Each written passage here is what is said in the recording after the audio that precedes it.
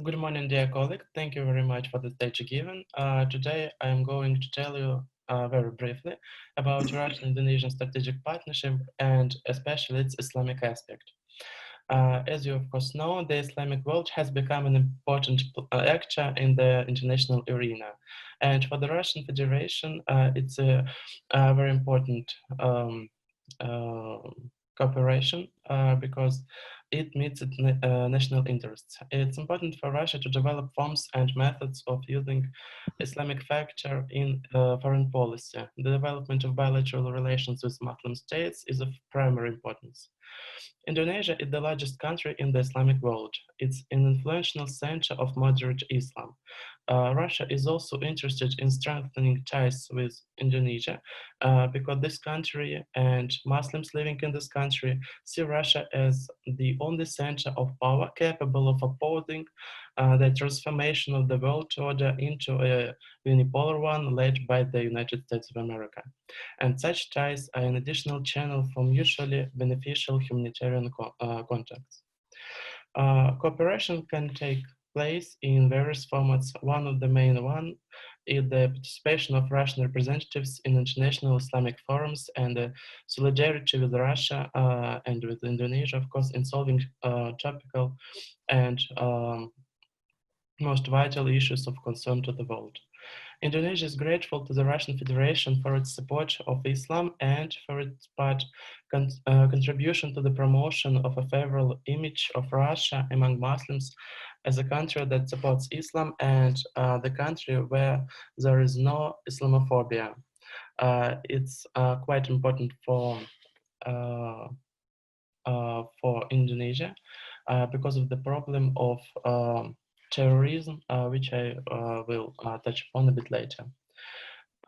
Russia is one of the countries supporting Islam and promoting the idea Anton, that, I am terribly sorry for having to interrupt you, yes, but your presentation doesn't seem to shift its slides. And well, I see that several people have written about it to our collective chat, but now everything is all right. Are you doing it yourself? Or is uh, somebody helping you? no, Pavel Sternikov is helping me with slides. Well, we may ask, well, Let me know when I should change the slides. Okay. mhm. Let's focus on the second slide, where we see the main dimensions of Russian-Indonesian cooperation, which are political dialogue, which I'm talking about right now, counter-terrorist measures, contacts within the UMA, and education. And now I'm talking about political dialogue because it's quite wide. Um, uh, Russia is one of the countries supporting Islam and promoting the idea that this religion is a religion of mutual help, kindness, and it is not connected with the cliches which mass media want to try on it.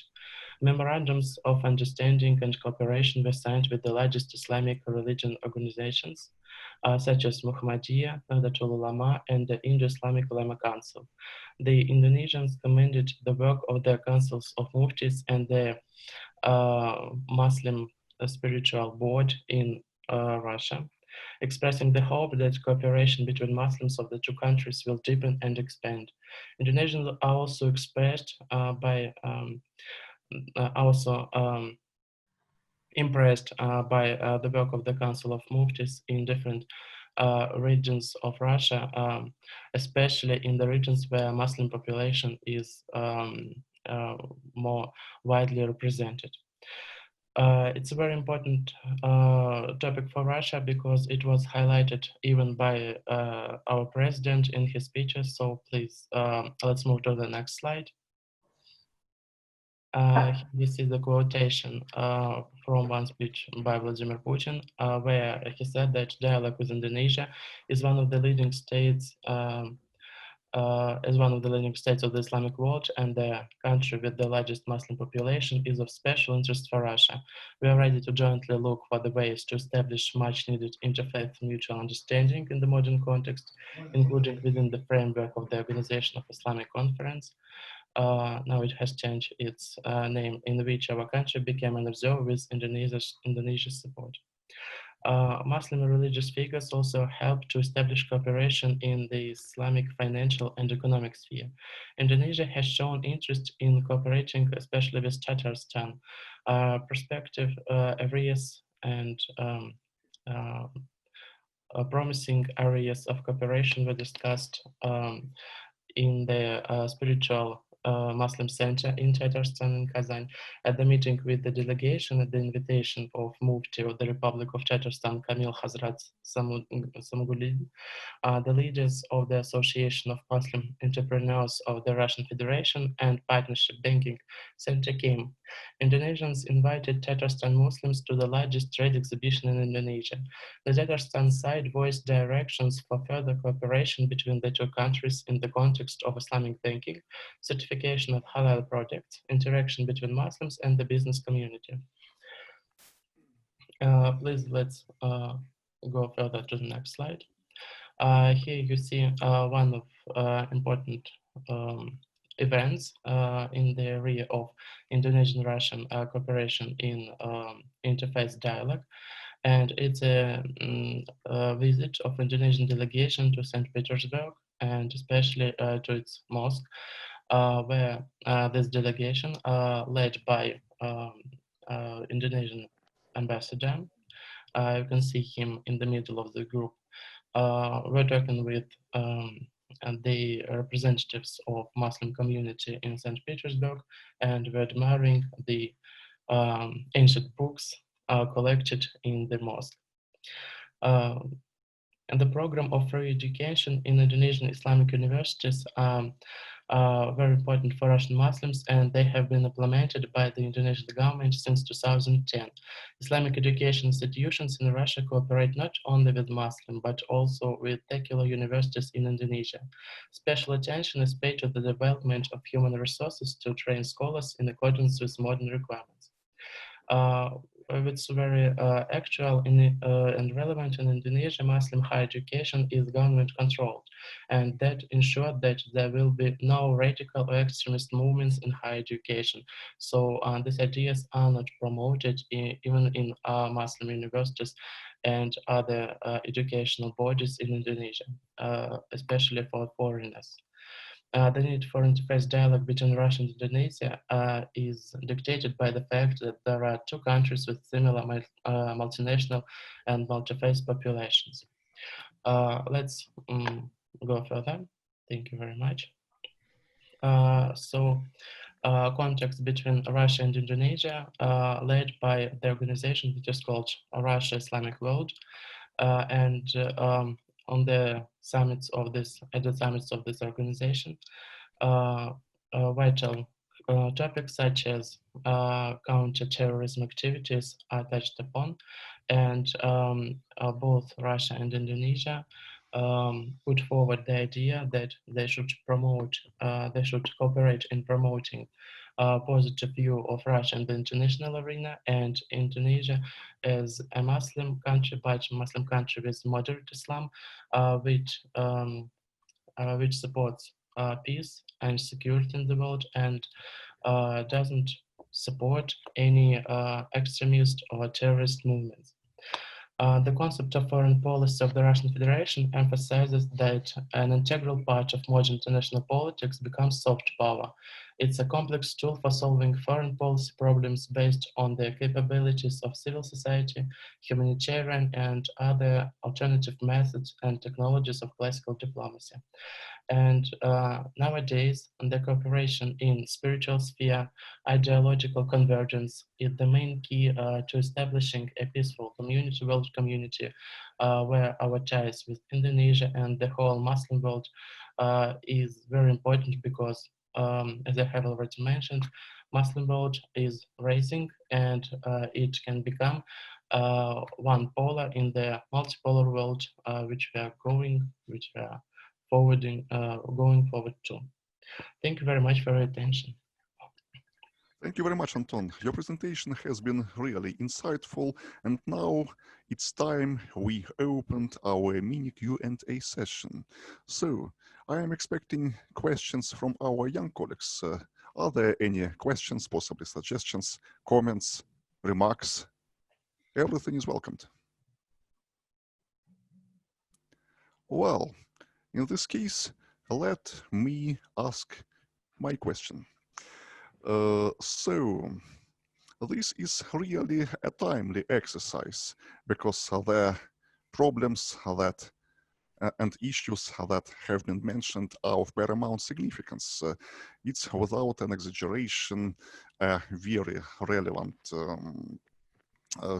well, direction of efforts that should be further developed. But Anton, try to be as specific as possible. In case we are speaking about the strategic partnership, it means that this direction of cooperation will facilitate Russia and Indonesia to resolve their the tasks of strategic significance for their development. And could you please mention each of these tasks separately? For example, three, well, I suppose will be enough. What strategic tasks are Russia and Indonesia going to resolve by means of developing this line of cooperation? Okay, thank you very much for your question. I'd like to start with such topic as economic cooperation because Muslim people um, tend to interact more closely and open-minded with those people who support their religion, who share their religion. So cooperation between Indonesian and Muslim, Indonesian and Muslim Russian businessmen, and establishing joint economic bodies can be the first step easing the establishment of strategic partnership between Russia and Indonesia.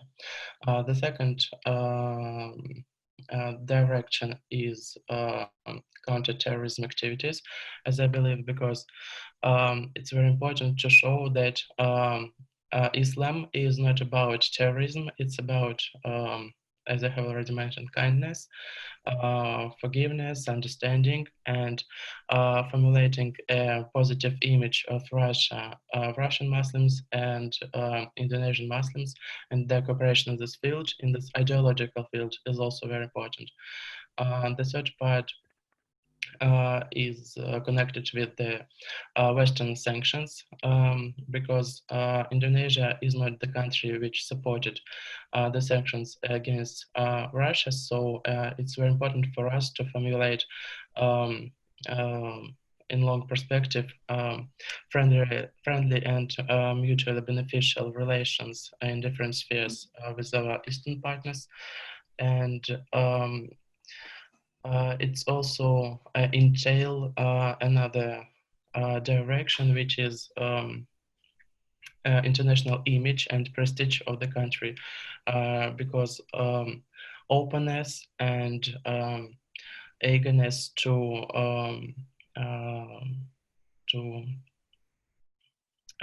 to unite different points of view and so-called pluralism in political or ideological sphere is a tool that can that will help or even now can help Russia make its image more uh, prestigious in the international arena, and perhaps it will lead to strengthening our positions in decision making in the relations with with Southeast Asia, with Indonesia in particular, or with the whole world community. Thank you so much. Well, friends, I see that some questions have been asked and answered in our collective chat, but we are having a frank and open discussion, and Daniel can ask his questions directly to the speaker. Mhm. Would you like to do it? I can read the questions in the chat and answer them. Now I'm reading the question by Daniel Hattie.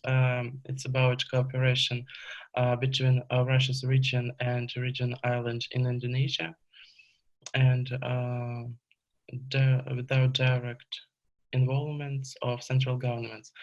Yeah, there are some examples. I have already told about cooperation between Indonesian Muslims and Muslim bodies with Tatarstan, because Tatarstan is so-called leading Muslim region in Russia with very strong positions, and it's an example of interregional convergence between our country and our eastern colleague. Another example, I believe that with time, it's quite possible to promote these relations between Caucasus regions and Indonesia. And as far as Indonesia, the strongest Muslim island is Sumatra, because the positions of Islam they are very strong, and in some regions, for example, in Aceh, Sharia law is followed and has become an integral part of original legislation. Perhaps it also can be a link, an idea linking Caucasus regions and Sumatra, Aceh, Indonesia as a whole.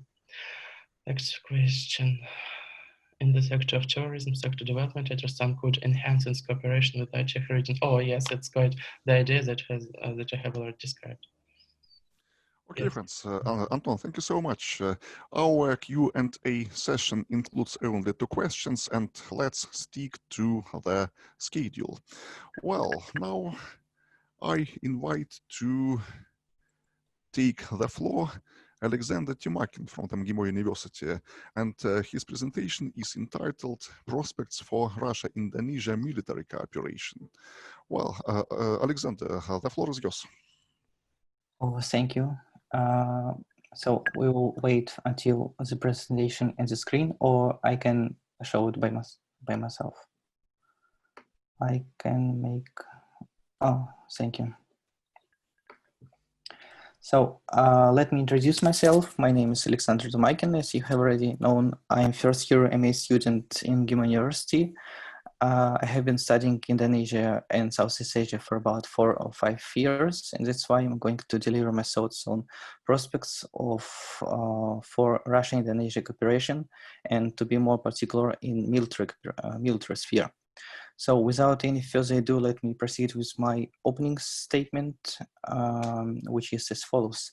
Increasing tensions between Western countries, mainly Europe and the United States, and the Russian Federation on the one side, culminating in 2014 Ukraine crisis with imposition of sanctions on the Russian economy and the severance of political economic ties with Western countries, pushed Russia to alter its foreign policy course in order to seek other Asian Asia partners. And in this regard, military cooperation with Indonesia is among the most promising areas, given Russia's potential to export military equipment. And at the same time, Indonesia trying to strengthen its influence in Southeast Asia. We can recall the conception Indonesia Maritime Fulcrum, is interested in attracting third parties that do not seek to change the balance of power in the region, do not involve Indonesia in any coalitions, in any alliances that are unfavorable for Indonesia. And in this regard, Russia is a very third party that do not seek in any way to weaken or to destabilize Indonesia, and that's why military cooperation is of utmost importance within the framework of our potential and current strategic partnership. So let's proceed to the next slide, which is about the content of my presentation. Please.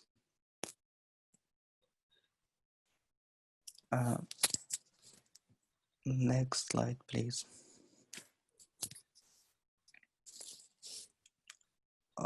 Okay, in the left corner, you can see the content of my presentation, which is as follows. We will touch upon roots of the cooperation, I mean historical background.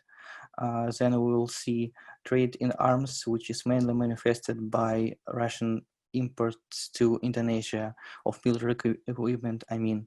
Then we will discuss joint military activities between Russia and Indonesia and the recent update which occurred in January 2020, and that's why it's very actual to discuss.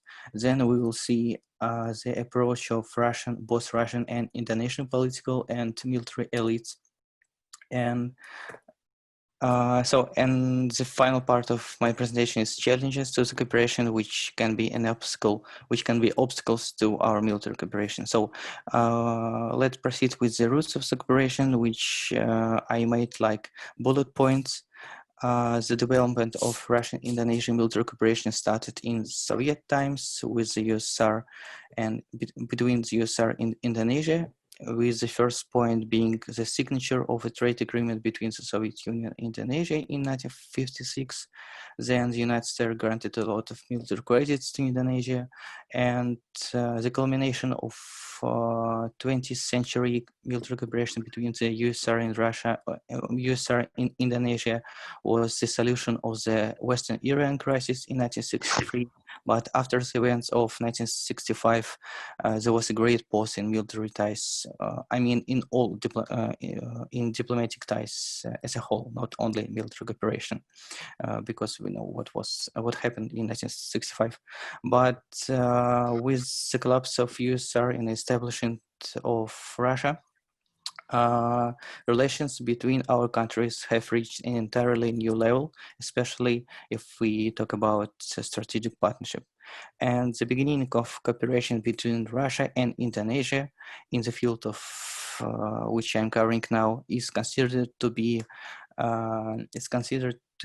rooted to 1997, when there was a severe, harsh Asian financial crisis that, from my perspective, it broke down the military industries of most Southeast Asian countries and their economies. That's why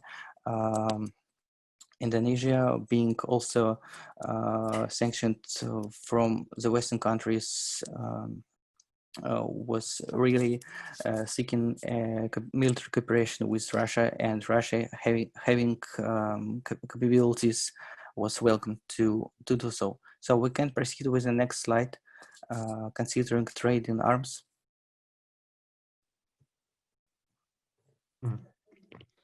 Sorry, I have some problems. Okay.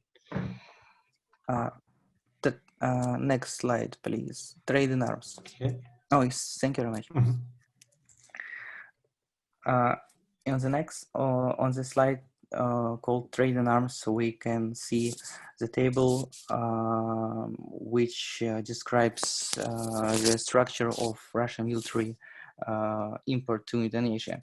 And as far as you can see, more than half of Russia's imports to Indonesia is presented by aviation. We can see Sukhoi 27, Sukhoi 30, Sukhoi 35, Mi-24, and others. And this is mainly due to Indonesia's island position and the need to respond quickly to external and internal challenges. This is the first main point. Then Indonesia takes an active interest in the purchase of multiple rocket launchers and coastal mobile systems, becoming one of the first countries in the world to acquire Russian Yahan heavy anti-ship missile. In the table you can see it was, if I'm right, in 2009.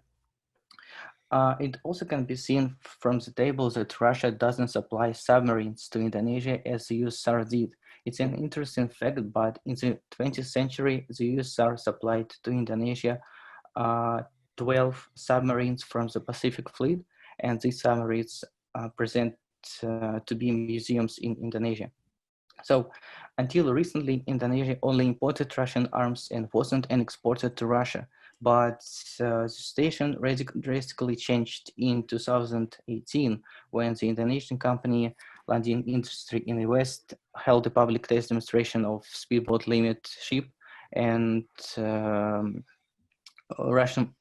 unknown Russian power structure purchased those ships. That's why we can see that trade in arms is not only about Russian import to Indonesia. It's also about Indonesian export of military equipment.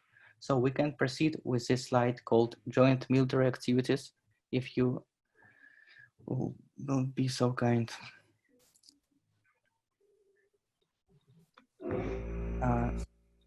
Joint military activities, please. Thank you very much.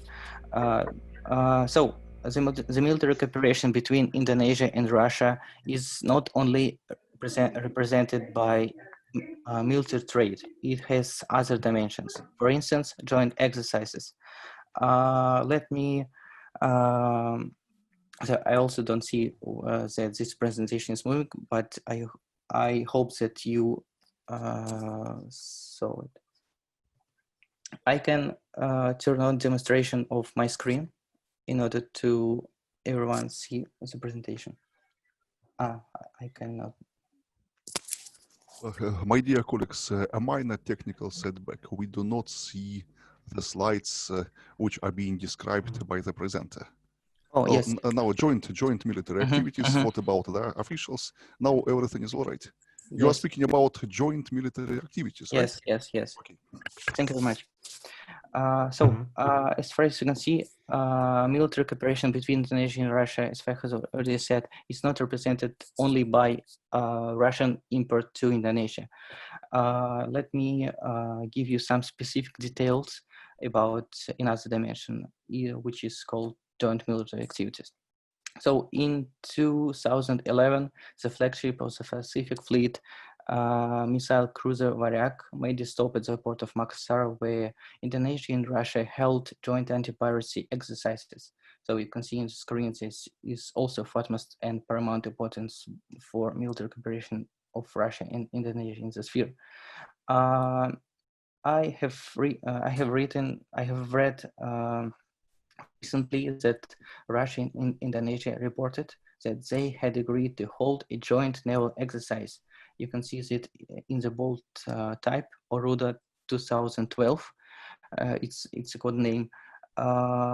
This is to be the first military exercise, joint military exercise of armed forces of the Russian Federation and Indonesia. What is more important, that Russia is one of the 8 dialogue partners of ASEAN Defense Ministers meeting ADMM+. It's not directly about Indonesia, but if we consider Indonesia as a part of ASEAN community, we should mention it, because Russia takes active participation in ADMM plus activities. But the main point is, of course, Aruda 2012. But I'm not sure whether this exercise will be conducted considering the situation with coronavirus. But we hope so. So, and in this regard, we should proceed with the next slide, considering the officials' approach to cooperation, because as far as you know, it's not only about military trade, it's also about diplomatic military ties. And specific detail which shall be mentioned is a visit of Prabowo Subianto, Defense Minister of Indonesia, to Russia in January, this year in January. And Prabowo Subianto held negotiations with our Russian counterpart, Sergei Shoigu, and there was a large scale of issues that was discussed. They expressed willingness to strengthen partnership with one of the most important Russian partners. So this issue shows that it's not only about military trade, joint military activities. It's about willingness of political and defense elites to increase our cooperation, and that's why it's going to be very promising area. So we shall proceed with the last slide, considering challenges to the cooperation. As far as I have said, military cooperation is a very promising area, but still it has some challenges, it has some threats that threaten the whole system of our cooperation. And the first and major point is higher share of the United States and China in Indonesian military market.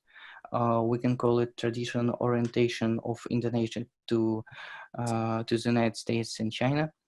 I don't want to give you some specific numbers because so boring. So if you have, if you have any questions after my presentation, I can give you, but I don't think it's very relevant right now. Another bullet point what is the challenge to the cooperation is the United States pressure on Indonesia. Unfortunately, the United States is is exerting some political and economic leverage on Indonesia in order to Indonesia avert and even suspend or even cancel some deals with Russia. And I put Sukhoi 35 on the title of my presentation. It's not a coincidence. In 2018, Russia and Indonesia made a deal to transfer Russian Sukhoi 35-11 jets, but the deal has been cancelled due to the United States economic threatening of sanctions. And but I want to make some statement on the topic that Russian authorities didn't receive an official notification from Indonesia about cancellation of the contract of these fighters. So we can claim, I can claim that this deal is yes, it's still suspended, it's still somewhat cancelled, but we can. The main thing about the whole military cooperation of Russia in Indonesia is elaborating a common view, a common strategic policies, a common perspective of the future in the sphere of military cooperation. And provided all these recommendations are implemented, these challenges that I have mentioned will not be a threat to military cooperation of Indonesia and Russia. Thank you for your attention. Thank you for your Alexander, presentation. and the Q&A session is open, and it would be better if you didn't write your questions to the collective chat, and instead you can ask them addressing the speaker directly. So, are there any remarks or suggestions or questions? Critical remarks are welcomed. Sonia. Professor Kanaf, yes, may I ask you a question? So, return to United States pressure, I think we shouldn't be so ignorant and neglect this fact, because yes, the negotiations on the deal on Sukhoi 35 was not cancelled but protracted.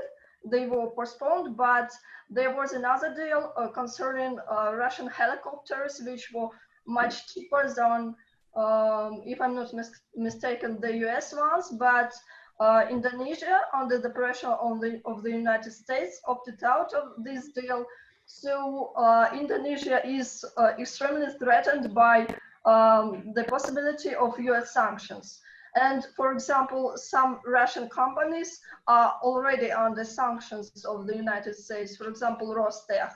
So if the perspective will elaborate on in the scenario when the United States will continue to pressure Indonesia and maybe even conduct sanctions on other Russian companies and threaten Indonesia. How can Indonesia and Russia overcome this obstacle? And can we rely on the military technical cooperation in terms of strategic partnership? Sonia, a very timely and a very relevant remark. Thank you so much. Sasha. Thank you for your question. Very interesting one. I must say that the cancellation of Su-35 deal is not the first time that it's not a first example of the situation. In 2017, a deal of purchasing Russian armored personnel carriers was also cancelled, and also under the United States economic pressure and the threatening of imposing sanctions. So if we speak about what should Indonesia and Russia do in order to avoid avoid possible negative economic outcomes of pressure and so on. So as far as I've said, we should elaborate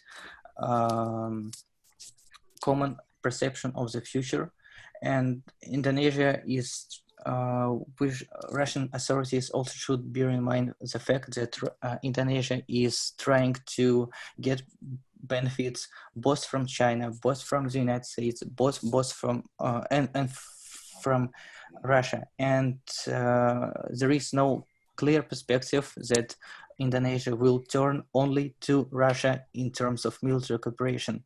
It will be Indonesia will aim at Chinese cooperation, American, Russian, Indian one. So we cannot claim that we'll be an ultimate supplier of military technical trade goods to Indonesia. But what we can do is to increase our economic presence in Indonesia in terms of military cooperation. We can expand our trade structure of military export. We can so we can do all the things that I mentioned. And if you ask me about if whether military cooperation can be counted as a pillar of our strategic partnership, I can say that yes, it can be counted, because what are the main pillars of any partnership? It's diplomatic ties, it's economic ties, which can be represented in any sphere, starting from food production and finishing, for example, scientific exchanges, academic exchanges. And another one of the most important pillars is military cooperation. And if we analyze any cooperation between any countries, we will find military cooperation being one of the most important areas in any cooperation. So yes, it can be counted as a strategic partnership component. Thank you so much. Other remarks or questions?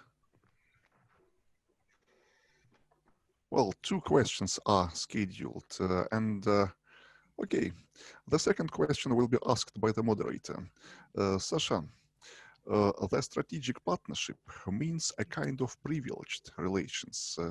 Well, not just good or just friendly relations between 2 countries, but something more than, well, just their business as usual kind of doing things. And suppose the Russian-Indonesian strategic partnership agreement is signed tomorrow. Can we expect that the cases, well, the points that Sofia has just made and you have elaborated on, will be repeating again and again? Thank you for your question.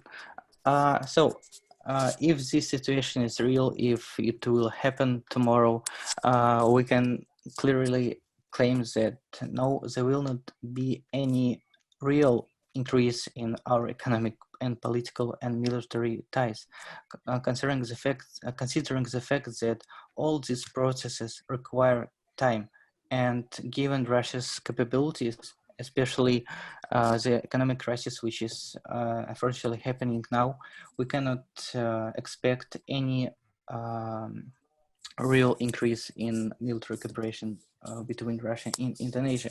But when we speak about military trade, which is of course not only in one. By saying military trade, you mean that the arms transfers, right? Yep, arms transfers.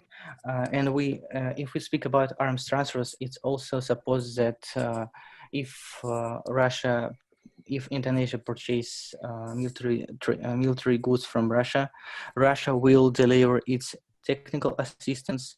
Russia gives its military technologies to Indonesia, and Indonesia is very interested in diffusion of military technologies, because we can recall the theory of diffusion.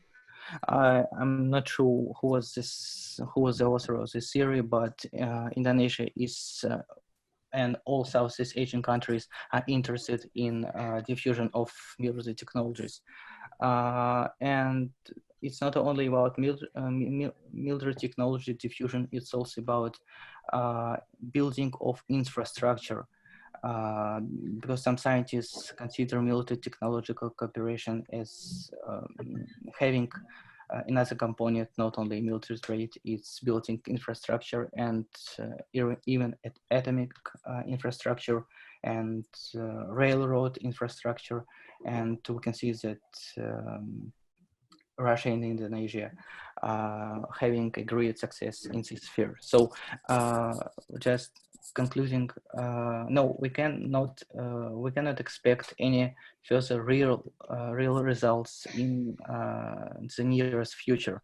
But if we have enough time, if we pursue adequate policy, I mean, in terms of situation, in terms of rivalry between the United States and China, if we do not impose our views on Indonesia, and if we pursue fair policy, beneficial for both sides, I think there will be a huge increase in all the spheres of our strategic partnership.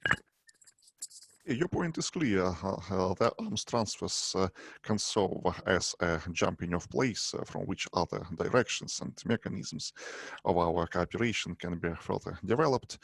Thank you so much. And now, friends, I am going to give the floor to our Indonesian participant, Aulia Apriani. She is from the Republic of Indonesia, and well, her presentation focuses upon Russia and Indonesia, well, new potential of the strategic partnership, opportunities and challenges. Aulia, you're welcome. I'm sorry, Professor, but I changed my topic and I already sent it to Sofia today. Well, it's okay. Let's, well, make us surprised by your new presentation. I will try to share my screen. Oh, it cannot.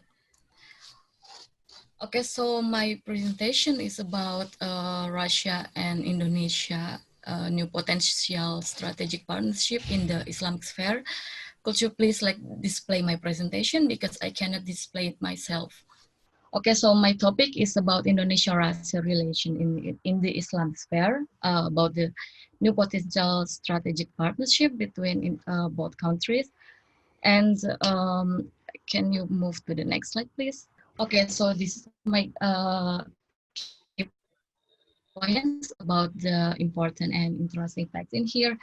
So my perspective is the growth of Muslim population is really high, and even it's double in the global rate.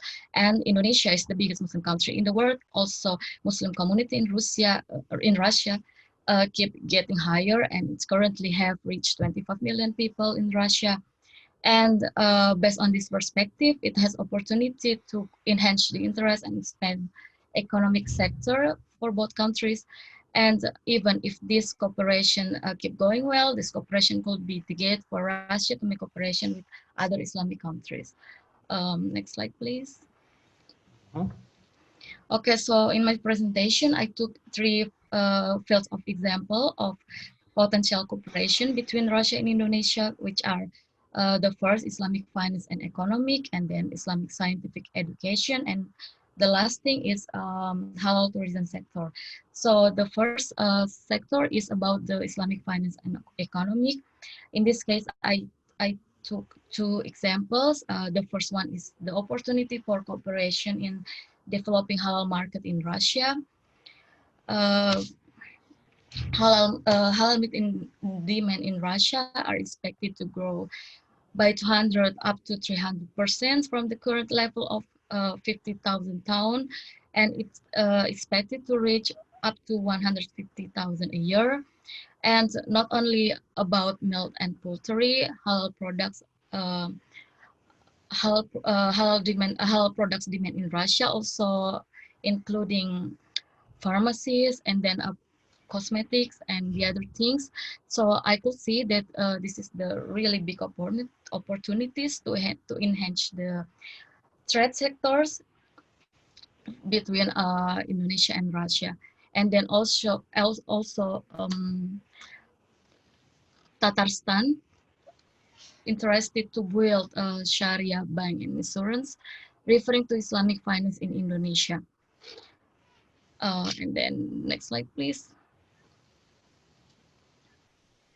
Okay, in the field of Islamic scientific and education, it could involve student exchange and scholarship in related field between Russia and Indonesia.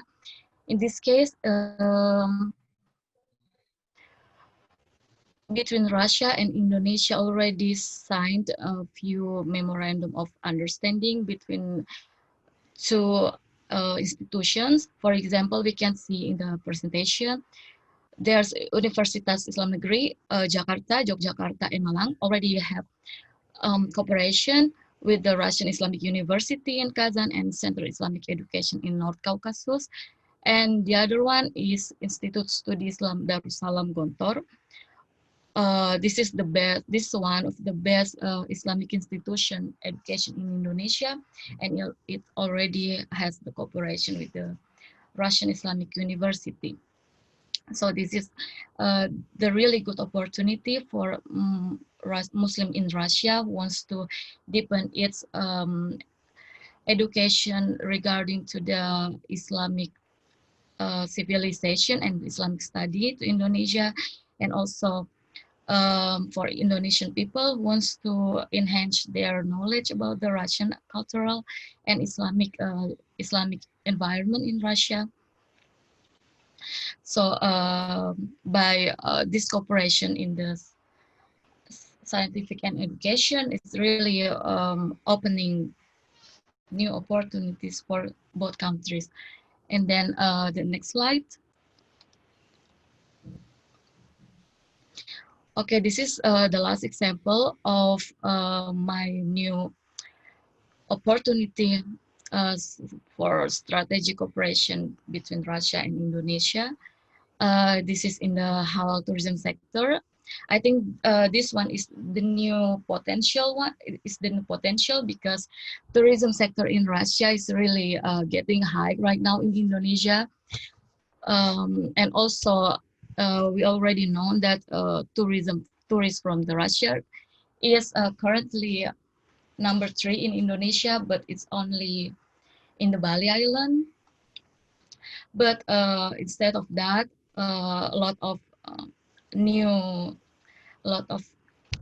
potential. For example, from Russia to Indonesia, for Muslim in Russia, if they want to have like halal tourism experiment in Indonesia, they can go to Lombok Island, which we can see in the slide. It's really known as the global halal hunting destination. And then after that, we have West Sumatra, which known as global halal cultural destination. And exactly Aceh also located in Sumatra. And yes, I already talked before that Aceh and Tatarstan is like sister cities because both Aceh and Tatarstan is the main destination of Islamic cities in Indonesia and Russia. And for Indonesia to Russia, and this is really like hype right now because currently Indonesian tourists to Russia is getting higher, but they have some challenging in here because mostly the tourists from Indonesia are Muslims, and I think in the Russia they have to make adaptation for tourism in the tourism sector. In this case, it's hotel for Muslim visitors, and then Indonesian tourists they can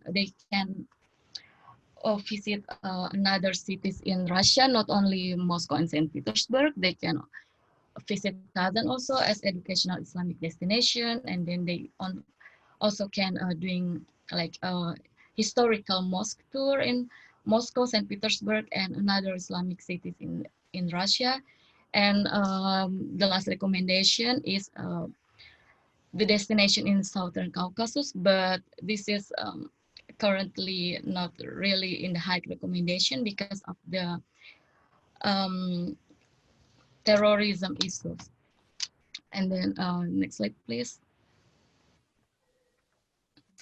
Okay, so in my conclusion, the potential partnership between Indonesia and Russia in Islamic sphere, it really have high opportunities, but currently the condition is still weak because of some condition. The first is lack of consolidation of the parties, and then it's also lack of the intersegment halal arrangement, representative of religious group, lack of communication and information about these opportunities to have business in Russia or in Indonesia. So the business community in both countries still weak.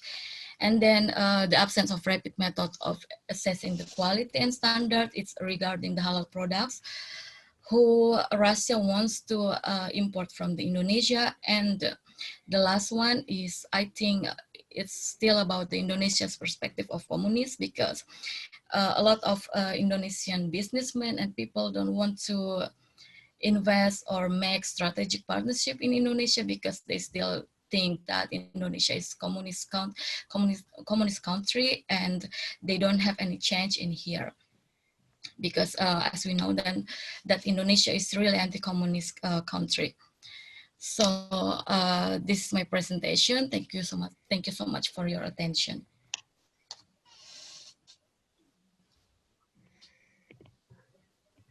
Thank you for your presentation, Ode. This direction of cooperation is not problem-free, and of course many hidden points do exist, but nevertheless the very fact, the fact that two speakers of our round table talk address these issues, this fact itself suggests that this sphere has a good potential, and possibly Anton will ask his question about what has been spoken about in Aulia's presentation. Anton, are you still with us? Yes, of course. I'm very grateful to our Indonesian colleague for this presentation, because I believe that it's absolutely corresponds the topic that I also covered in my presentation. It's cooperation in the Muslim sphere. And I have not a question, but remark that it's another strategic sphere in which we can promote our convergence between Indonesia and Russia in tourism and in forming infrastructure in both countries good enough for people people sharing Muslim faith, enough comfortable for them to get access to what they need in both countries. So thank you, Aulia. Thank you so much for the recommendation. Yeah, but if you're talking about the support in the tourism sector, I forgot to mention that it's still Indonesia and Russia still have issue regarding to the visa, because for Indonesian people, if they want to go to Russia, they still have to money problems regarding to visa. Like for some, it's easier for Indonesia to go to many countries regarding to to many countries instead of Russia. But the demand in Indonesia to go to Russia, because they think that Russia is the new destination, the new open destination. But because of the visa problems, they keep in their mind, it's really hard to go to Russia, something like that. So it's closed the opportunities for Russia to get a lot of tourism for Indonesia. Thank you, Aulia. Colleagues, I see the question asked by Daniel in our collective chat. Aulia, could you please have a look at this question and respond to what we see? Are the areas?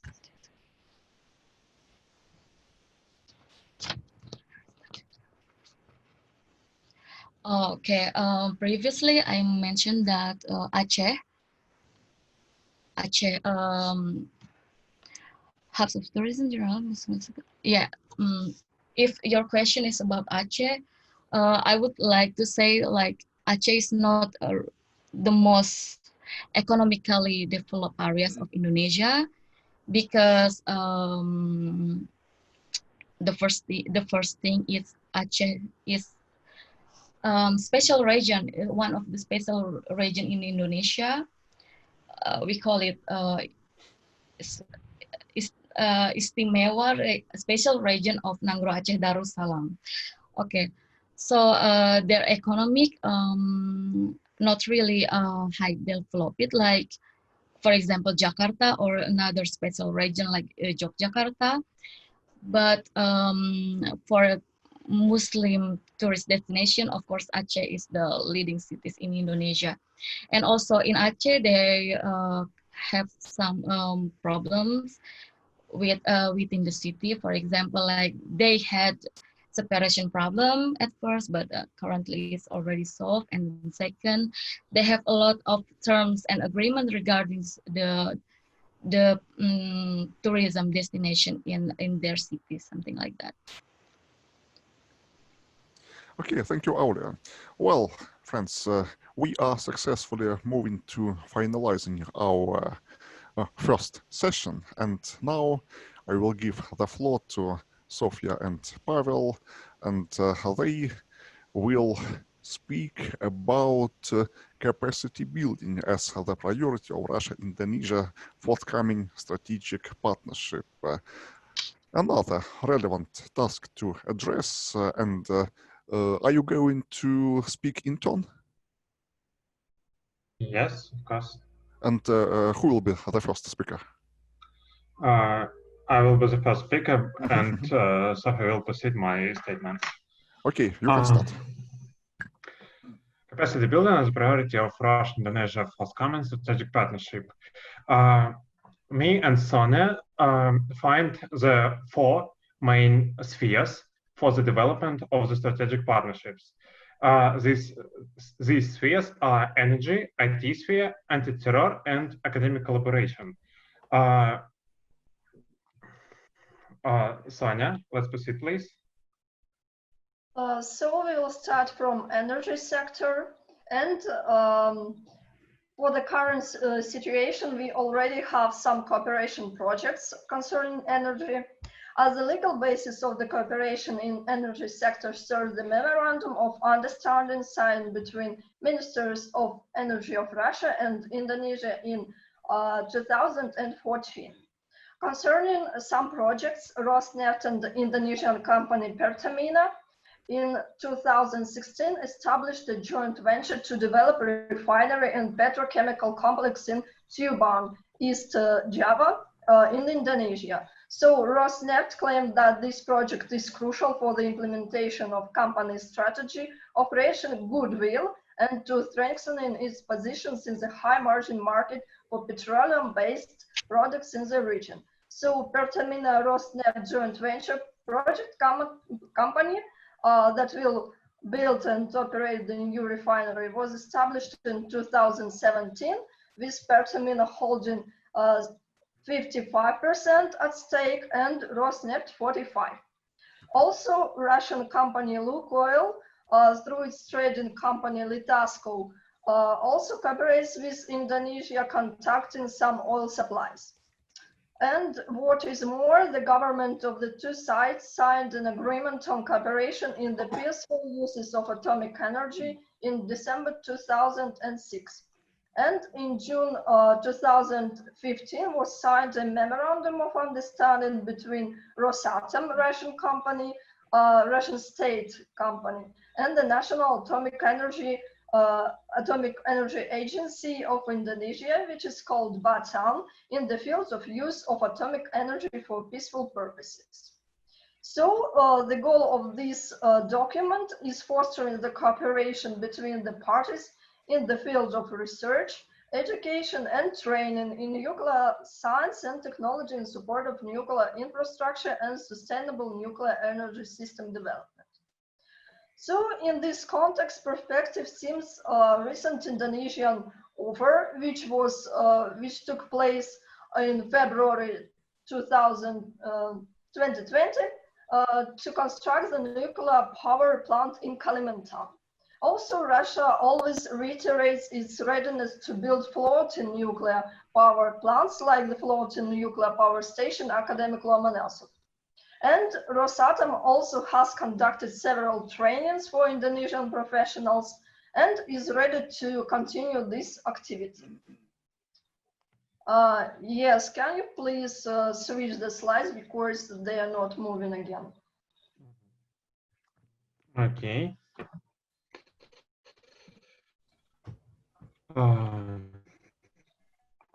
Yeah, thank you. And what are the plans for the future? In April 2017, the president of Indonesia signed a plan for the future development of geothermal energy, and the Russian Federation is identified there as one of the potential partners. According to the document, by 2025, it is planned to increase the total capacity of geothermal power plants. So against this background, Indonesia intends to study the proposal of the Russian companies which manufacture the water turbines, like Interrao and other ones. In condition of remoteness of geothermal areas located in remote mountainous areas of Indonesia, considerable interest to Indonesia is Russian experience of construction backbone transmission lines in the Far East and Siberia. And also Russia's companies may take an active part in the construction and modernization of Indonesian energy facilities, as well as in cooperation in the joint development of Indonesia's renewable energy sources. For instance, Russian company Havel is interested in construction of solar power stations in Indonesia and nuclear hybrid sun and diesel power plants in remote territories. Next slide, please. Okay. Thank you. And what are the challenges for Russia-Indonesia cooperation in energy sector? Due to the problem of double taxation as well as concerns about the US sanctions, Indonesia does not show much interest in development of Northern Taiwan fields on offshore Sakhalin and Ruskaya in Siberia in conjunction with Rosneft. Actually, there were signed contracts on development of these fields, but the practical actions were postponed and even maybe cancelled. And Indonesia abstains from the cooperation with some Russian energy companies.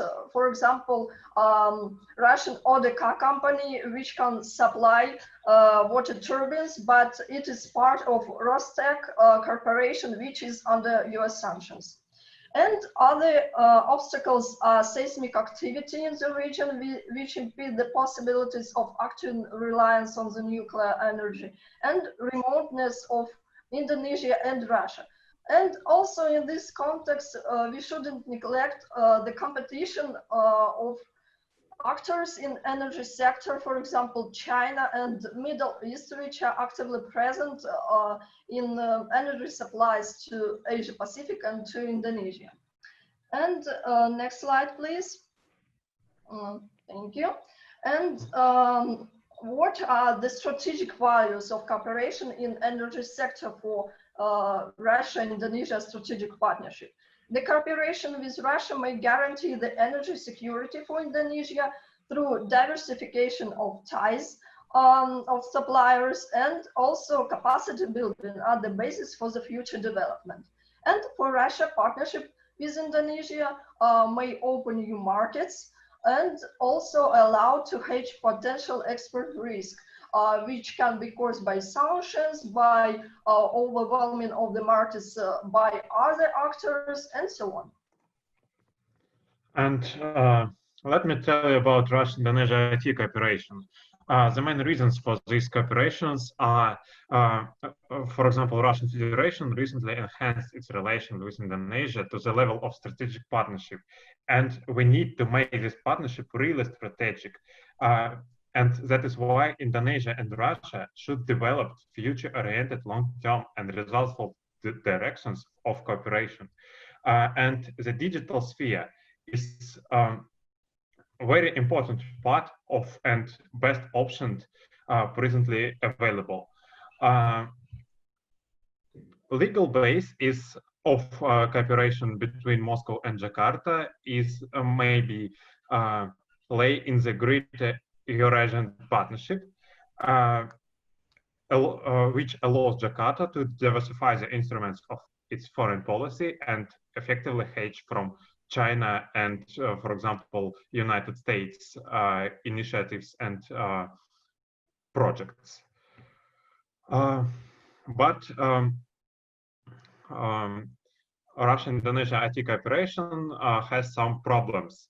And these problems are Russia is not involved in the regional supply production chains developed by multinational companies, for example, Chinese, Japanese, and American. And both countries being geographically separated. And it makes logistic very high cost of in transportation factor. But when we speaking about digital sphere, this problem goes to the second plan, because digital sphere is about information change, and IT cooperation doesn't need hardware bases. IT sphere is more about software, about knowledge and competencies. Russian companies are forced to compete with such giants as Chinese Alibaba Group, which entered in Indonesian market of IT technologies and develop more and more projects, making Indonesian IT economy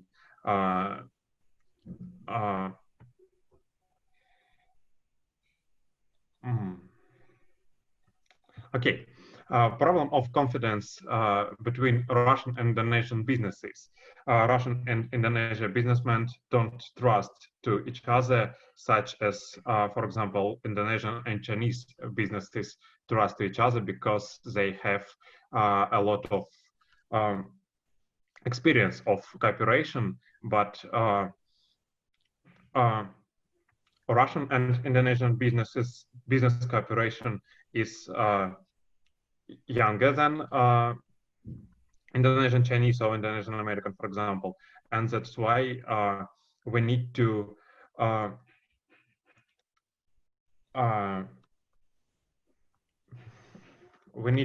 work with our trustment level. And what about prospect of Russia-Indonesia IT cooperation? Russia Federation and an established global power with unique digital competences and a long-standing trusted friend of the association has ample chances to loom all the larger in Indonesia present and future order to international priority. Russian technologies are important to diversify digital dependence from Chinese projects and initiatives, as I have already said, especially in sphere of security and IT security. Russia IT technologies are presented in Indonesia by, for example, Kaspersky Laboratory, InfoWatch, Skolkovo, and several other companies that share the Indonesian IT market. Another one sphere of Russian-Indonesian cooperation is anti-terror. level of trustment in sphere of anti-terror between Russia and Indonesia much higher than in sphere of IT security, for example. Russian-Indonesian anti-terror collaboration is divided into two parts, bilateral and multilateral. Bilateral cooperation consists in the exchange of experience in the fight against terrorism at the level of governments and ministries. Multilateral cooperation is based on cooperative security system in the Southeast Asia. The main institution for such discussion is East Asia Summit. For example, in 2017, Russia initiated the adoption of a statement on combating the ideological changes of terrorism, terrorist ideas, and propaganda. The relevance of such cooperation is extremely important, taking into account the large number of young Muslims and the activities of large terrorist cells in the country. Russian and Indonesian authorities, afraid of Islamic radicalism, and tried to fight with terroristic act on its territories and cooperate to in different institutions and organizations to making this risk lower or eliminated at all. And Sonia, speaking about academic context. Yes, and excuse me, can you please try to switch the slide because the presentation is stuck again? Okay. Thank you.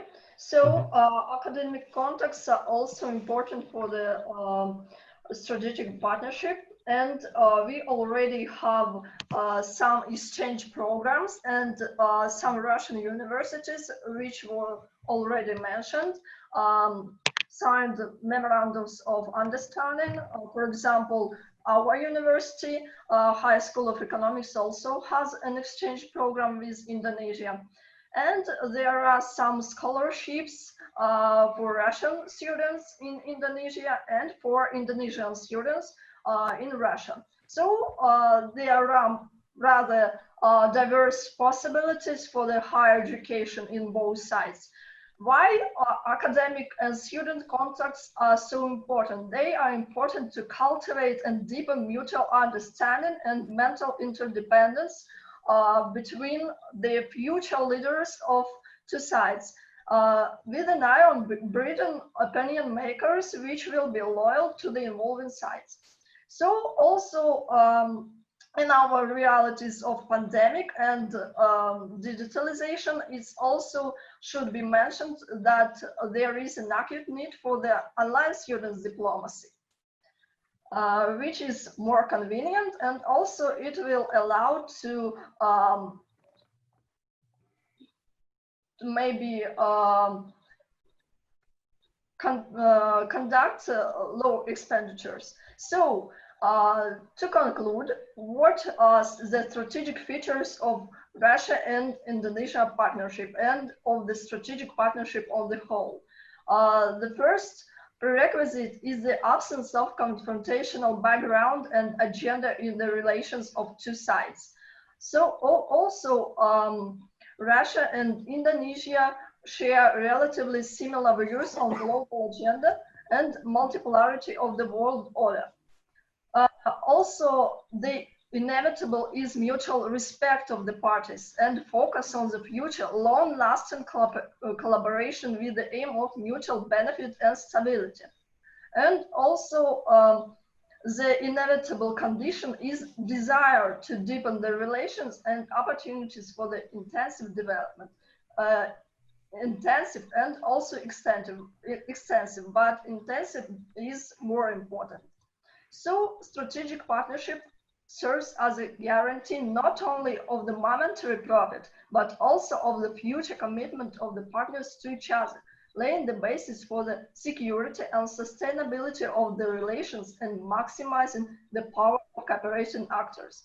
And the question is, does Russia-Indonesia forthcoming partnership uphold this prerequisite?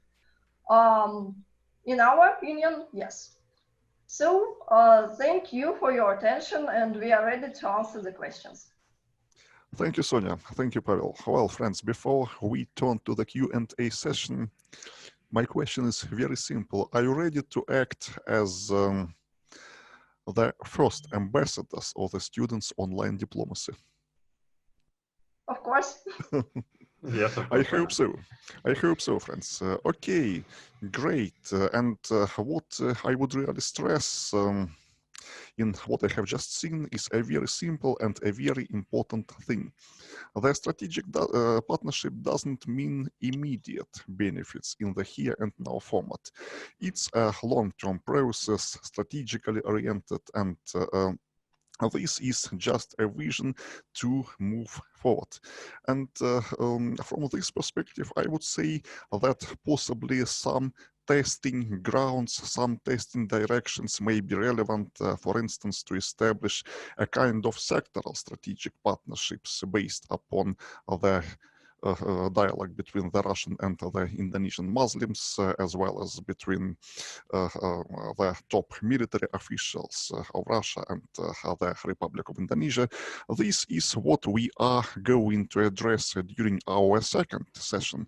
But now I would like to open the Q&A session, focusing upon Sophia's and Pavel's presentation. And who wants to make any comments, suggestions, remarks?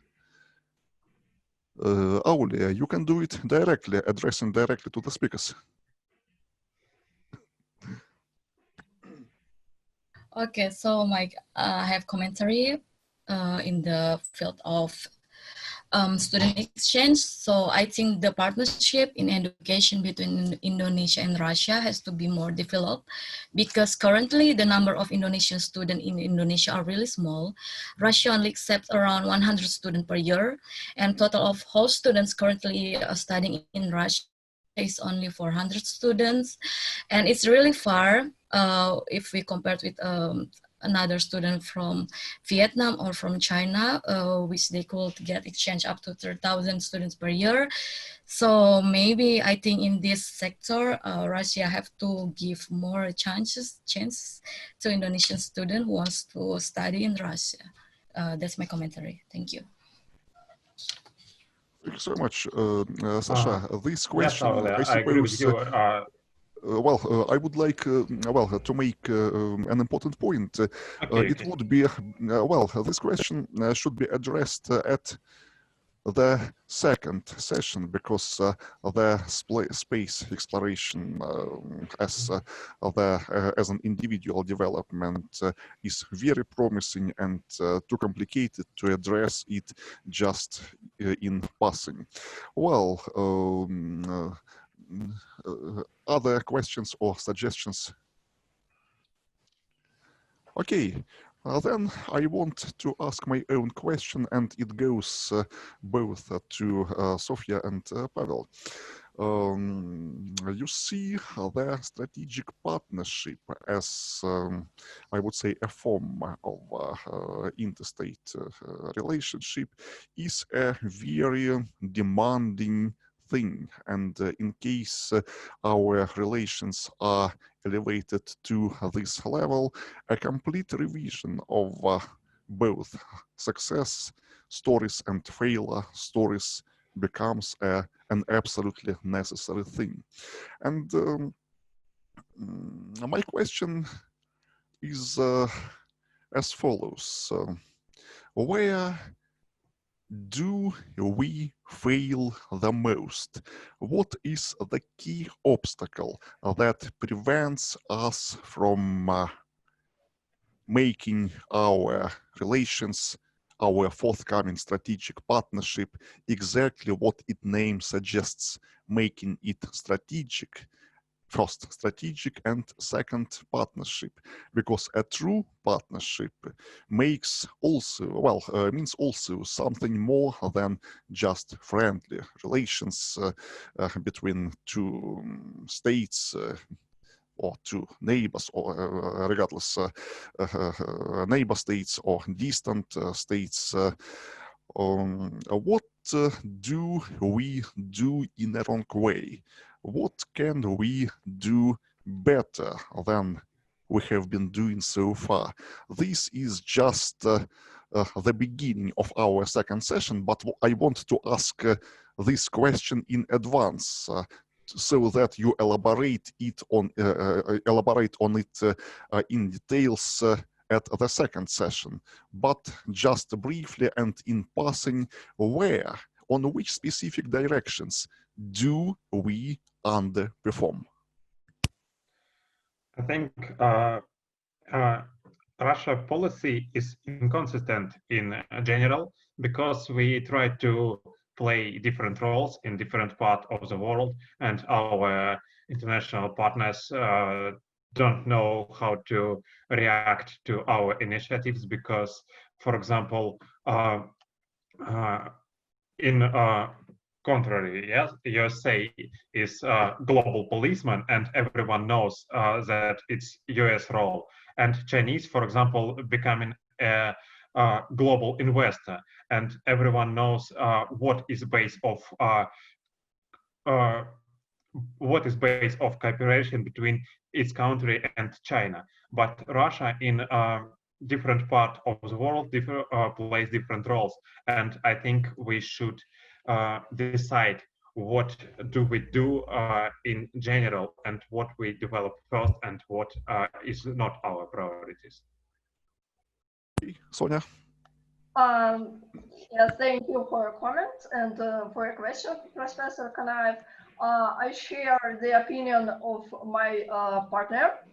However, I will allow myself to point out that concerning the partnership with Indonesia in particular, Russia and Indonesia, vice versa, are rather ignorant to each other in terms of culture and in terms of knowledge on the whole. Because, for example, the academic exchanges, academic contacts are not so active, and concerning business sphere also knowledge is very weak. So as it was mentioned, strategic partnership is the level, the status of relations of unprecedented trust and unprecedented knowledge of each other, of the partners. So I think that we should deepen our knowledge of Indonesia, and Indonesia should deepen the knowledge of Russia, as in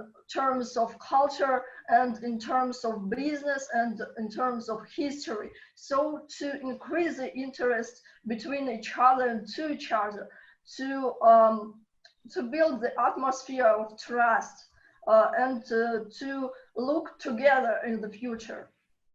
So that's it. Okay, thank you so much. Friends, you are really going to be the first ambassadors of the online student diplomacy. So now we will have to perform another task to make a roadmap for the Russian-Indonesian strategic partnership, the way young Russian and Indonesian intellectuals see this roadmap and this strategic partnership. Well, before our online seminar, I sent to you a PowerPoint with the pest analysis and the SWOT analysis. Could you please install this presentation? And then I will explain to you what to do with it. And now, once again, I want to express my heartfelt gratitude to all our role players from the Higher School of Economics and the MGIMO University. All the presentations have been very insightful and intellectually stimulating. And once again, my very heartfelt thanks to you all for a good job. And now, friends, I invite everybody to join our second session or the second part of our job. And now we have 9 participants. Well, Okay, all in all, there are 9 participants, and I ask those who haven't yet been speaking to join our collective discussion.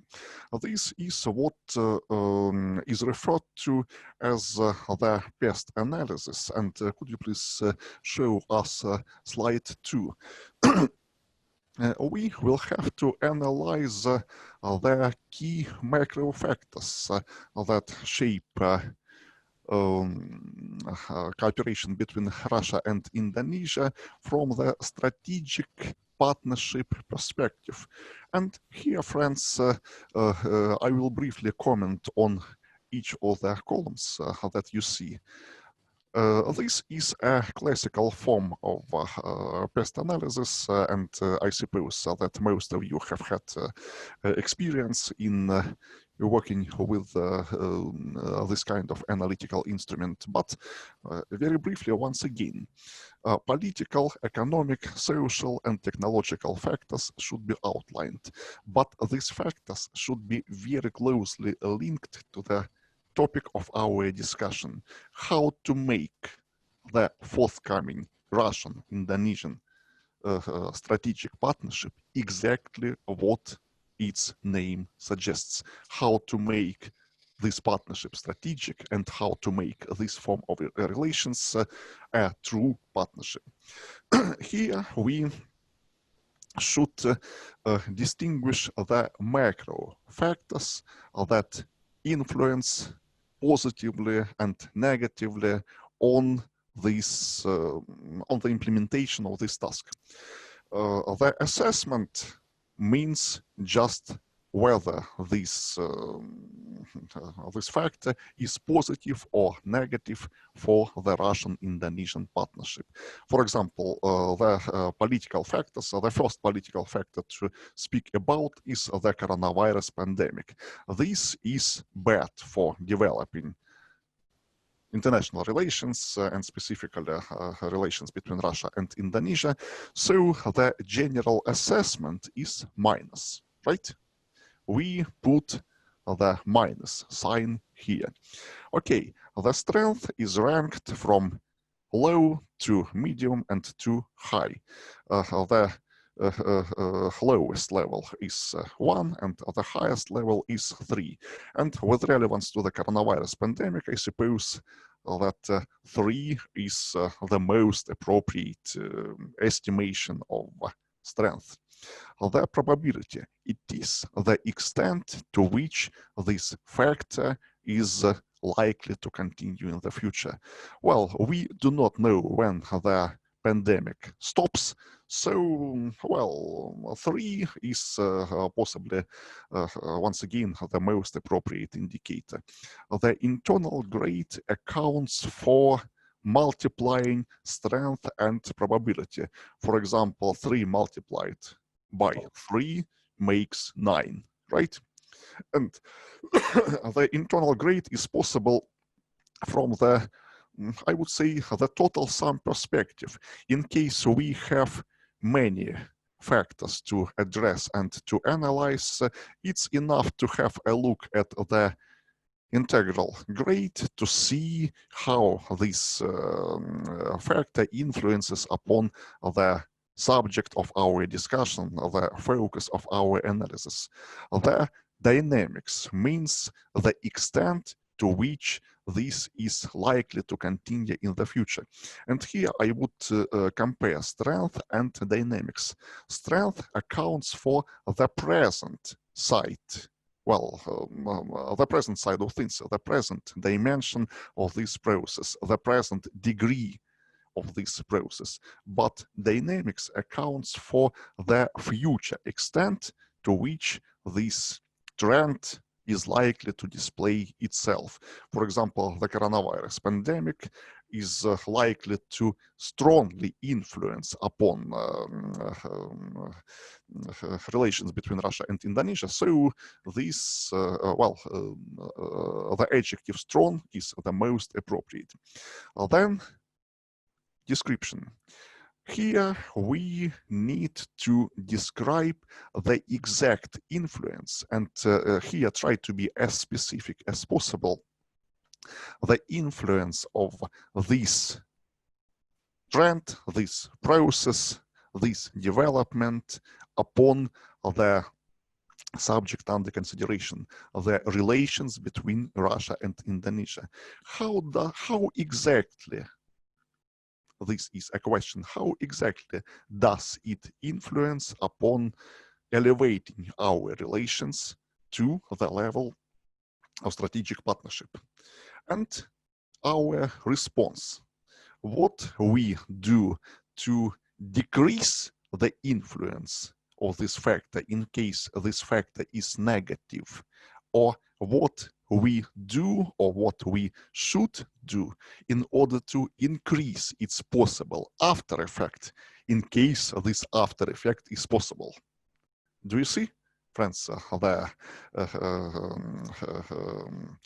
key aim and the key purpose of this past analysis? In my opinion, three factors in the political, economic, social, and technological sub-positions. Three factors might well be enough. So this is just to understand what exactly we are going to deal with, what exactly we are going to elevate to a new level, where we come from, and what we see during the process of movement, and where we are going to. Okay, and please change the slides, show us the slide 3. Okay, this is the SWOT analysis. And colleagues, once again, I suppose that most of you have already dealt with this intellectual instrument, so very briefly. This is the so-called confrontational matrix, because the SWOT analysis,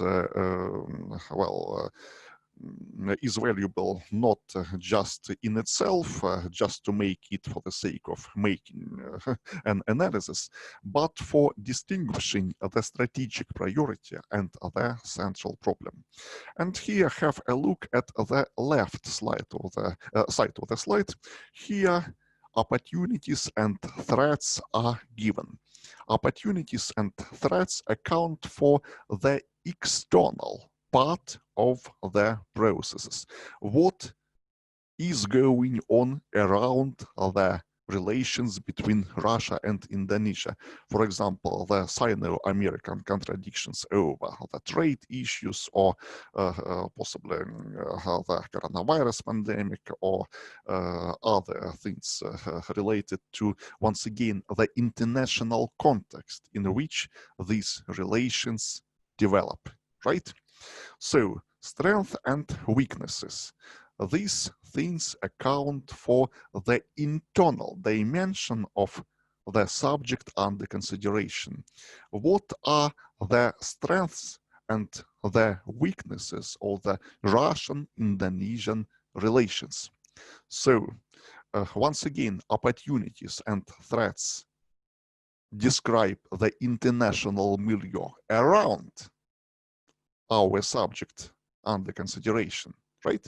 While strength and weaknesses focus upon the internal specificity of the subject which is being considered, which is being discussed, right?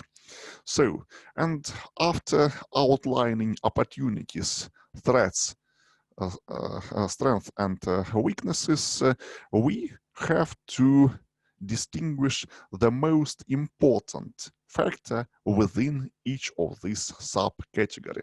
For example, we distinguish 3 opportunities, and among these 3 opportunities, we have to outline just one, which is the key, which is the most important, right?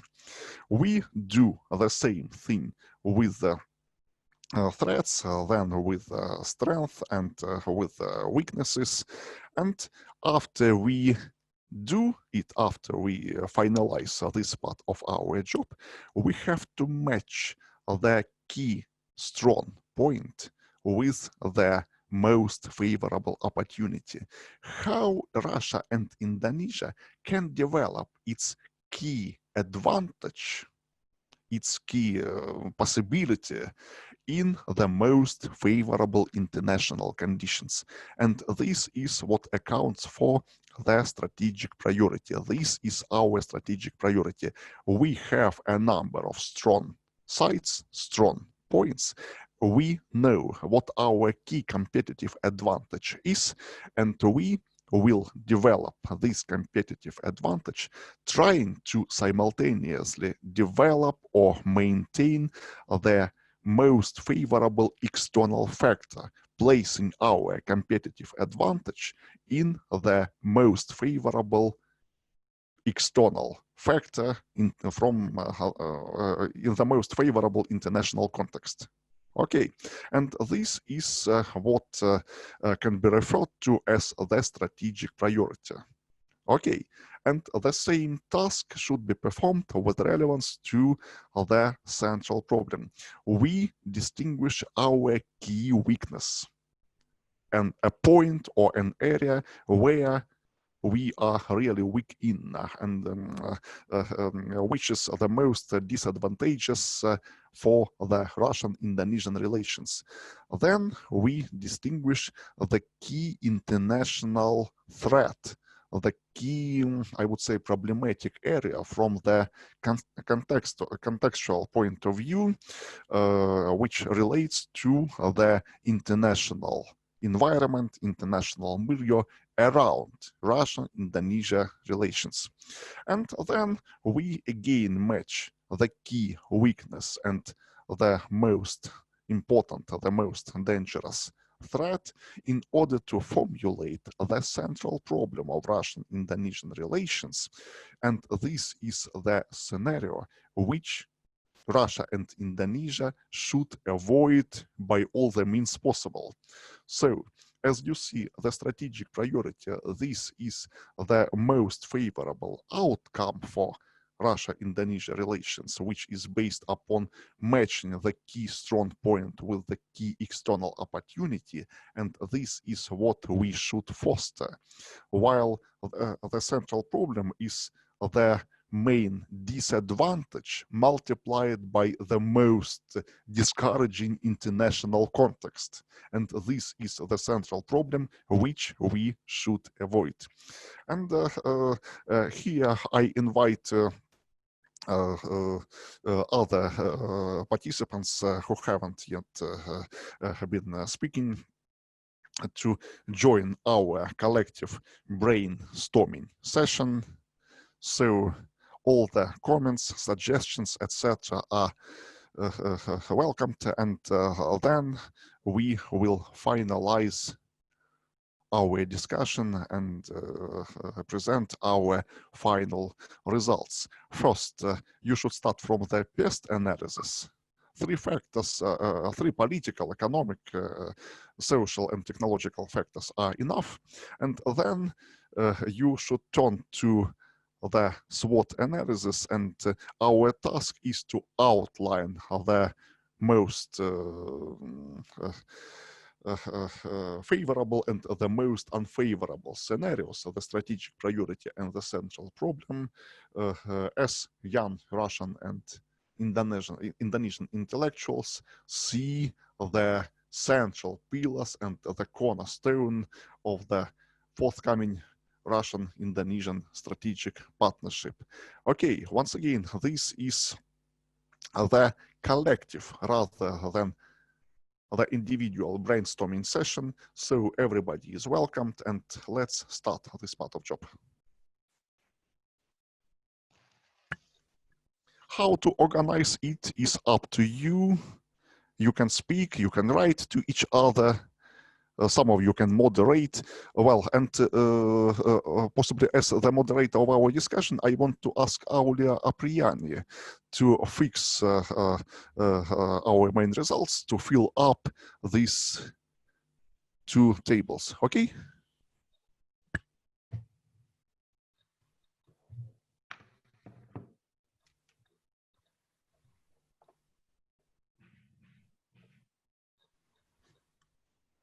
Aulia, I hope you do not object to fill up, well, to finalize our, well, not our, your collective work. My microphone is not working. Your but microphone is working.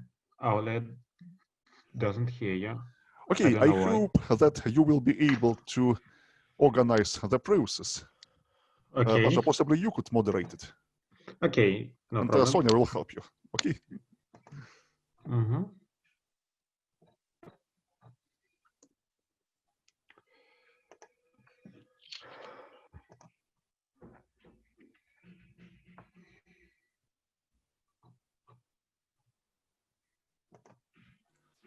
And friends, once again, you can do whatever you want to.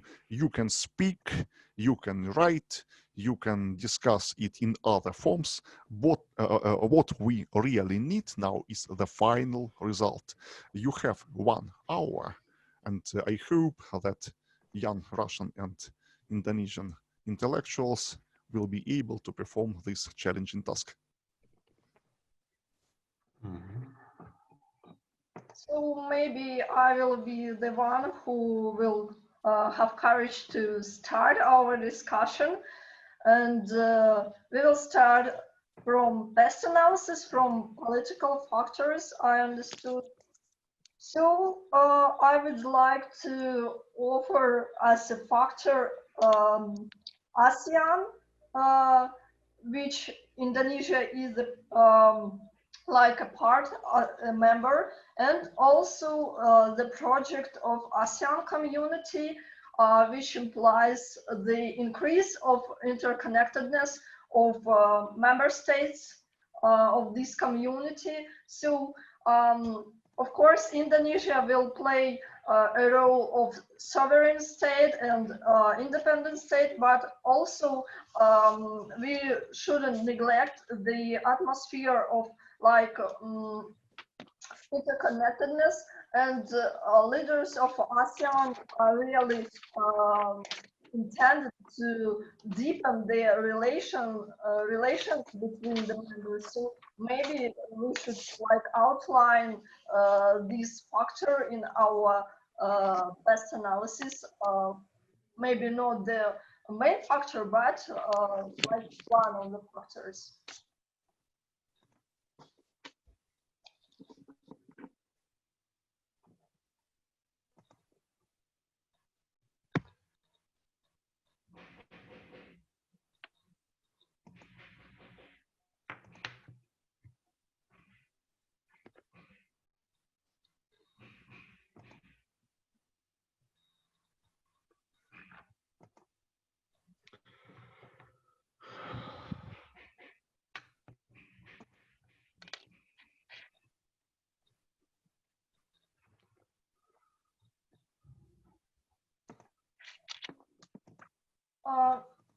Concerning Daniel suggestion, maybe we shouldn't focus on TPP because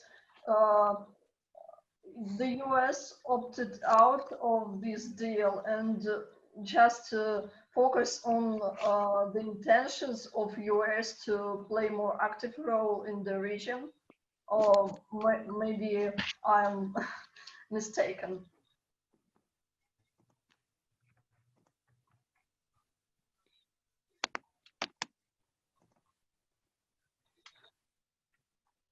Hmm. Okay.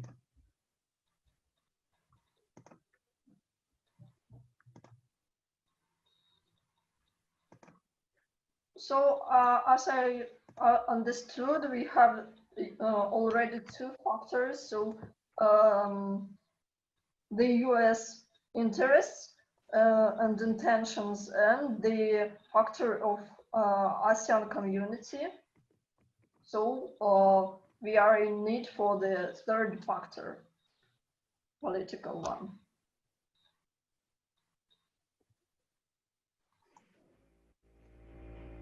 Any suggestions?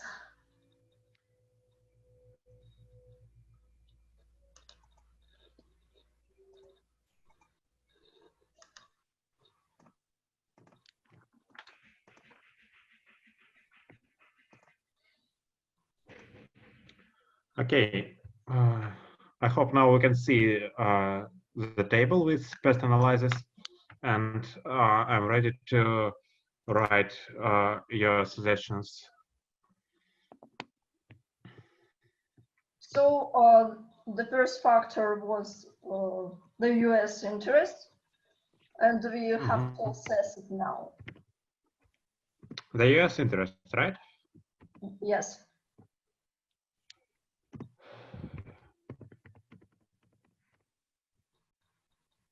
Okay. I suggest to analyze this factor, and maybe while we will do it, we can decide what's next important factor. The next is ASEAN community factor. Okay, ASEAN community.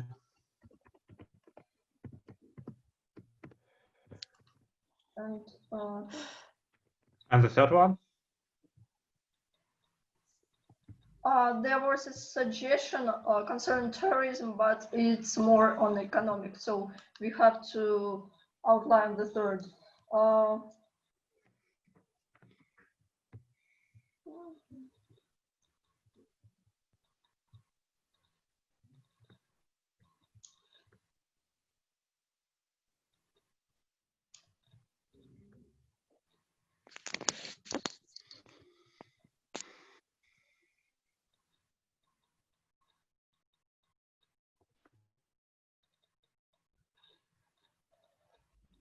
Maybe coronavirus.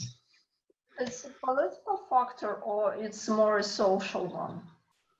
I think that's social, you're right.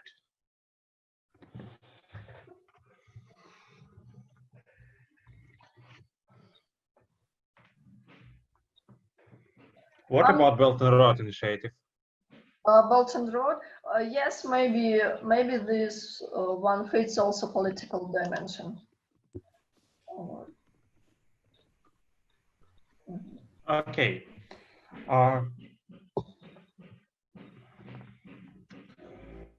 Is US interest positive or negative factor for Russian-Indonesian relationships? It's a negative factor. Could you explain, please? Well, by the point I wanted to make about Trans-Pacific partnership is that US opted out of it because of the Trump administration, if I'm not mistaken. But if we have a new administration in place, which currently seems likely in 2020 election, it would be possible that either with or without US, these ASEAN countries that are not willing to seek closer partnership with China, because we know already that some ASEAN members are seeking very, very close relations with China, and China has been active in using geo-economic measures such as aid investments, specifically in countries that are adjacent with, like Myanmar, Cambodia. So what I see happening is that either these some ASEAN countries were like try to make a new TPP in between themselves, which Russia can or cannot be like an active participant with this new organization or this new partnership, in not directly like engaging in this organization, but like seeking to closer ties. If like the ASEAN countries want to have some sort of communal autonomy from both US and China and want to like be an active part of the multipolar order, as my dear colleagues from HSC mentioned in their presentations, and I think in a presentation from MGIMO too, that one thing that we really overemphasize is that everything that happens in world politics is either the doing of US or China, but the reality is that each regional country wants some sort of autonomy, some sort of decision-making by itself. They have brains too, they want to be active. But in regard to US interests and how we saw in presentation about arms, military arms deals between Russia and Indonesia is really affected. And if next US administration will seek like better and more scholarly approach towards Asian region, possibly Indonesia would be one of the countries to go back or like seek the ties it had before. I think the changes in the Clinton administration because of the issues in eastern parts of Indonesia and human rights. Okay, I think your position is clear and I agree with it. And I think that other participants too. And P2 factor, how can we evaluate SN community influence? Actually, it's not very simple to assess this factor, but to my point of view, it's a positive factor because the elaboration, the development of ASEAN community will allow to make collaborate not only bilateral institution but multilateral basis, I think. Yes, yes, of course. Okay, it's positive. And strengthen the possibilities and broaden the possibilities, not only in the dimension of Russia-Indonesia relation, but also Russia's, for example, possibilities in the region and the possibilities of the countries of ASEAN on the whole. Okay, is everyone agree with our position? I think yes. And what do you think about Belt and Road Initiative and its influence?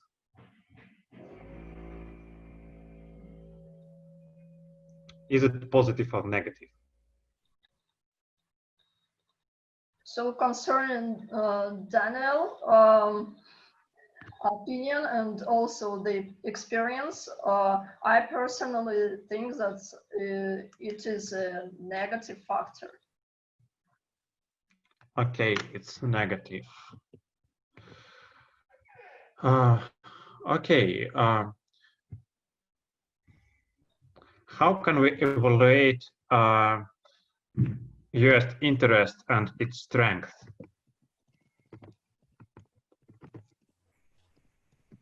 I think putting it at two value strength would be the wisest, because we don't exactly know what will happen, but we know that like US still, as with the current administration, if it changes or doesn't change, it still remains a like powerful force in the region and Russian-Indonesian relations.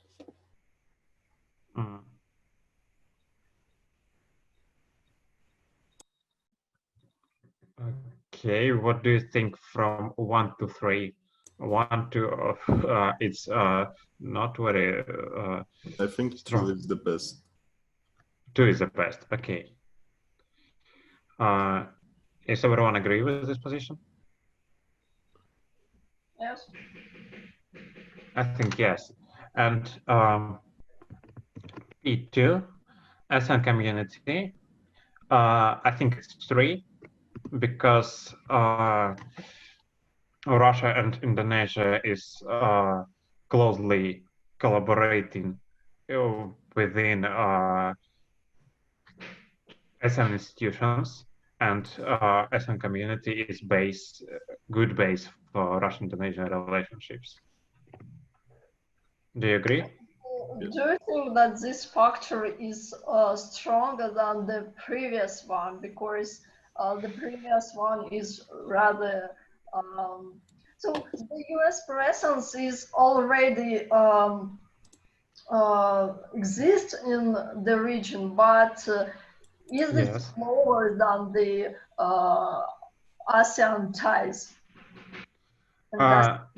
Look, we evaluate the strengths of our key factors not in the whole influence, yeah, but only in the influence on Russian-Indonesian relationship. And that is why I think, it's my personal opinion, that Asian community is more important than US interests in context of Russia-Indonesia relationships. Okay. If you have another point of view, we are ready to listen. Okay, yeah, I agree with you. Okay, let's proceed to P3. Belt and Road Initiative. Is it more important than US interest? It's rather ambivalent factor. but I think that's it is very important. So I suggest to assess with 3. 3-2, yeah. And okay, another opinion? I think no. Okay, let's proceed to the probability of these factors, and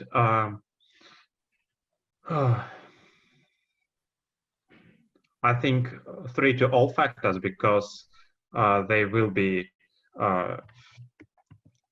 in the as near as a far future, and I don't see the reason for something will extremely change. Okay. I'm sorry. There is no coefficient. And integral grade for factors is just P1 is 6.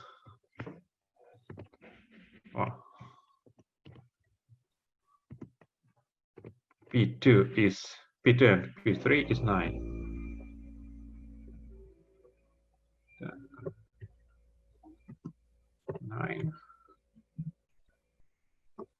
Let's discuss dynamics.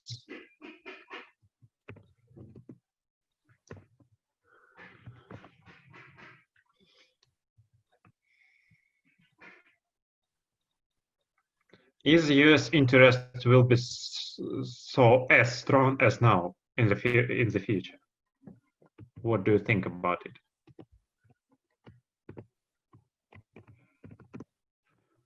I think strong, very strong.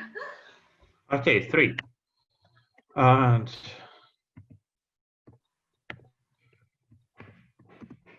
ethnic community. 3 too? Yes. Yes. Okay, and Belt and Road. 3 2. Okay.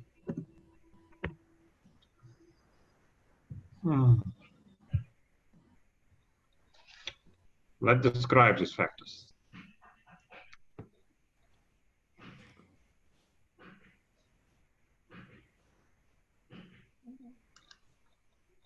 I think from political side there is some negative because of the influence of China and US.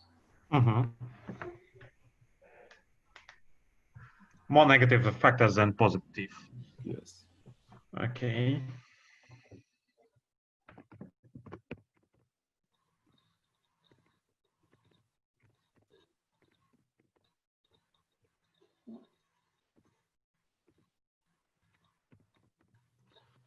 And let's speak about our response on the situation.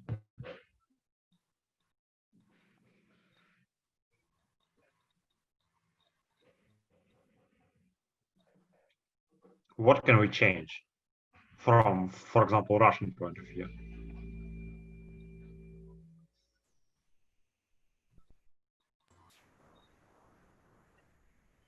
We can put emphasis on Muslim ties between two countries, things that can't be offered by the US or China. They develop Muslim ties. And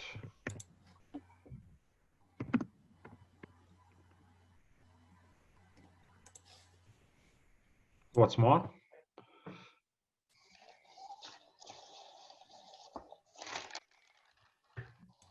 Maybe Sophie has some opinions. Can we compete with US and Chinese initiatives? Maybe in just some spheres. Maybe we can develop and increase the presence in the international platforms and like initiatives like APEC and East Asia Summit and so on. Develop institutional cooperation, yeah? Sonia?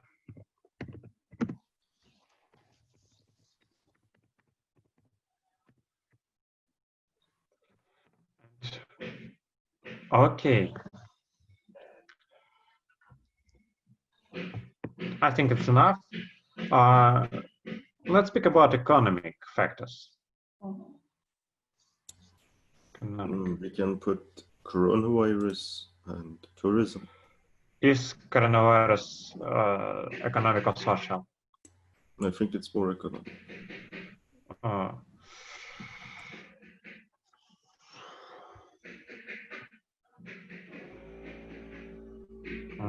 Do you agree, Sonia? Actually, it's both economic and social, but we should like think preemptively if we will have enough social factors for this analysis. Okay, I suggest analyze coronavirus from economic and social point of view. I think it will be some different description and response.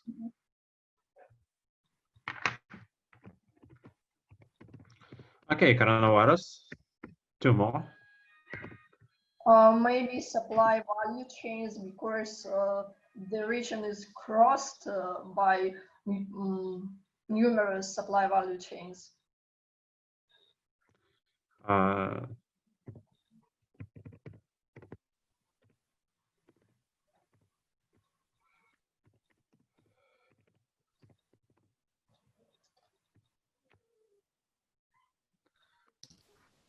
And the third one?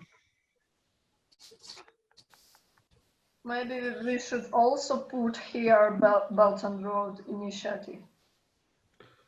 As an economic factor. I agree.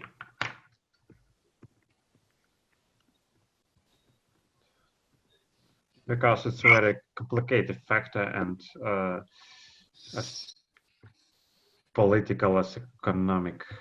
Okay.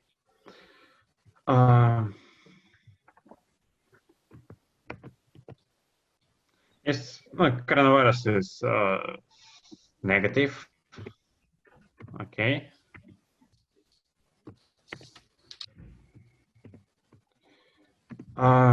Supply value chains for Russian-Indonesian current supply value chains for current relationships is negative too, I suppose. Yes, of course. Okay. Belt and Road Initiative, what do you think about it? Also, to my mind, it's a negative factor. Okay. Our economic part of past analysis was very pessimistic.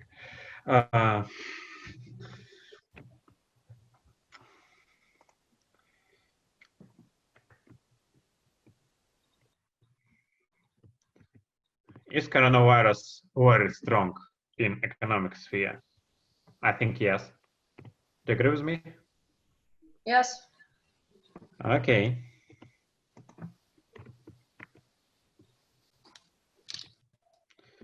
Supply value chains for economic is also very important, and it's also 3.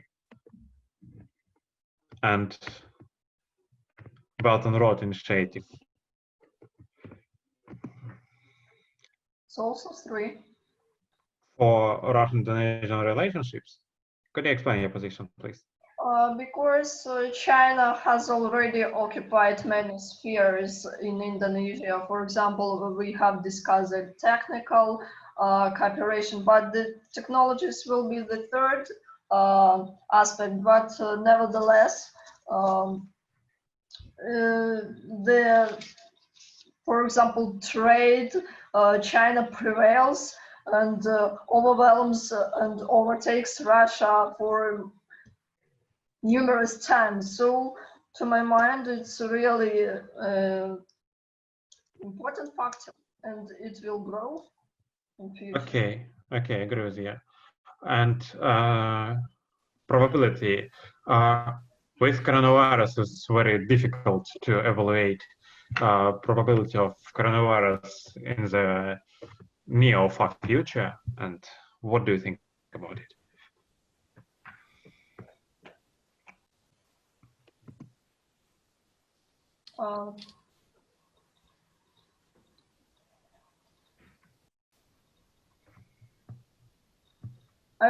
that coronavirus will pass away, maybe we should place. I'm not sure. We have to assess the forthcoming future or long-lasting perspectives, because in foreseeable future, coronavirus plays an important role, and maybe it will be still with us. But in long-lasting perspective, we can assess it with even 1 point. So maybe we should place 2 here. Okay, and I suggest that in the, for example, short term, it's 3 because economy needs to recover, and in the long term, the influence of coronavirus declines to 1, for example, and mediate is 2. Okay.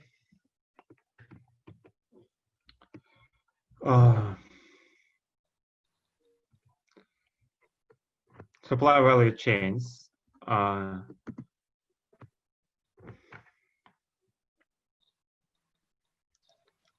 think we evaluate current position of supply value chains in the current, in the future relationships between Russia and Indonesia.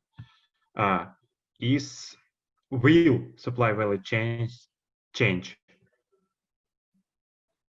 Actually, taking into account the fact that Russia has not many possibilities to construct the value chains with Indonesia and with other regional actors in foreseeable future, in contrast with, for example, US, which relocates its like production into the region and already has many like positions in the value chain. So I think we should place here the strongest point 3, maybe. Okay, I agree with you. Is everyone else with us, or it's such a dialogue between me and Sonia? Yes, in the chat. Okay, in the chat. I don't know how to read the chat while demonstrate my screen.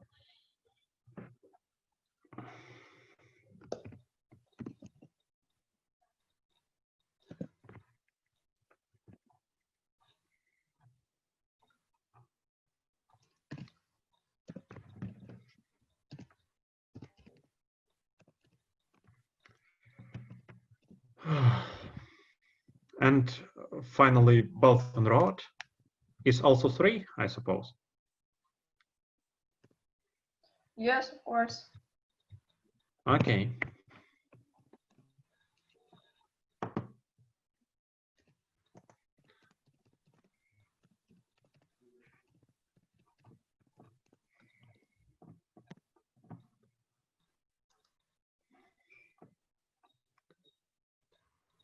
And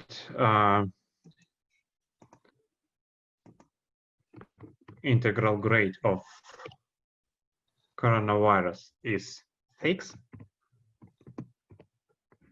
and supply value chains is 9, and Belt and Road 9 too.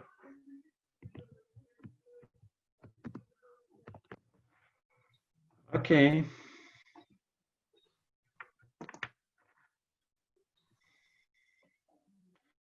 What our participants think about dynamics of these factors?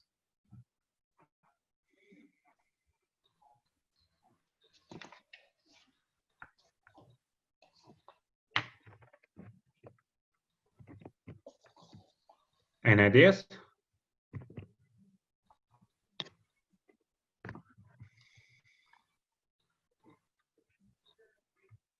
So, as Okay. you said, they are all very likely.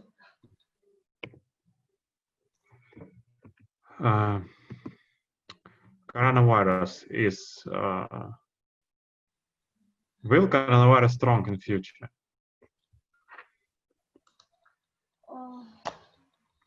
The coronavirus itself is unpredictable, but maybe there are possibilities of other pandemics. But maybe we should place here two, like compromise. Okay.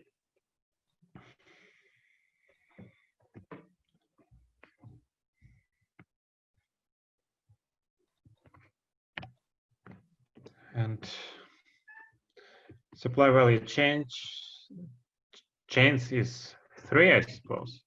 Yeah. Okay, and the Belt and Road is also 3.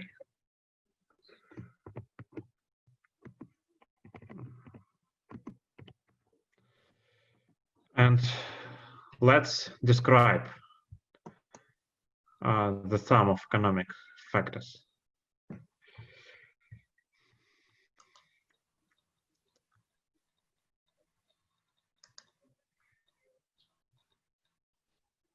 So these factors, all these factors will complicate the regional atmosphere and the structure of regional relations, and maybe impede even the relations with external players like Russia. Mm-hmm. Because there is like an entanglement of interests of multiple players, internal ones and external ones, state and non-state ones. Okay, I think that all these factors prognose negative future for Russian-Indonesian economic relationships.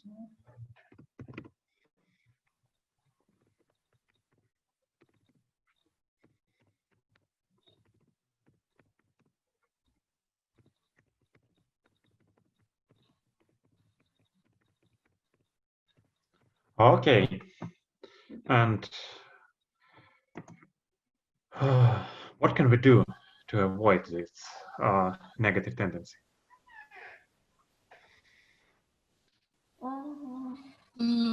I think Russia has to develop more their development with ASEAN Institute, or already Indonesia is interested with Greater Eurasian Economic. So between Russia and Indonesia could enhance the development in those sectors by those institutions. Okay, earlier you suggest to develop institutional cooperation in economic sphere, yeah? Yes. And what particular measures do you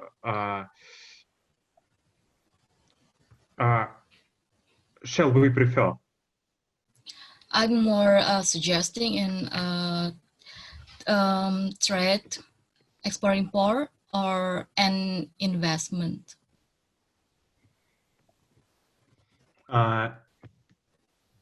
Investment in what spheres? For example, in here, infrastructure. What kind of infrastructure? Because if we're talking about Belt and Road itself in Indonesia, mostly helping Indonesia in infrastructure sector. So if Russia wants to like reach the same level of cooperation with China, I think Russia has to more develop its investment in infrastructure in Indonesia. For example, like energy infrastructure or transportation infrastructure. Okay. Of energy and transport.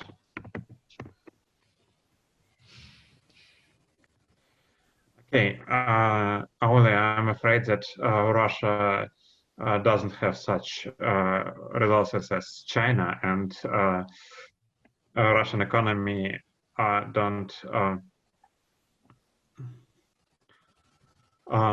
correspond of your expectations. Yeah, but Russia already tries to give the investment in transportation in Indonesia, for example, in the Yes, I Kalimantan. agree with you, but okay, you said about Belt and Road Initiative, and I link my message with this with Belt and Road. Mhm. Russia tries to be more inflative in Indonesian economy, but we can't to compete with China in scale of investments and production. Okay. Okay, what social factors are coronavirus, the first one, and two more? Maybe terrorism. Terrorism.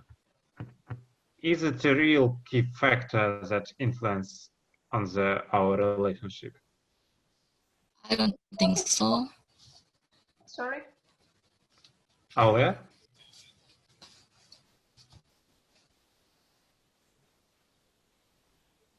Okay, what do you think about terrorism?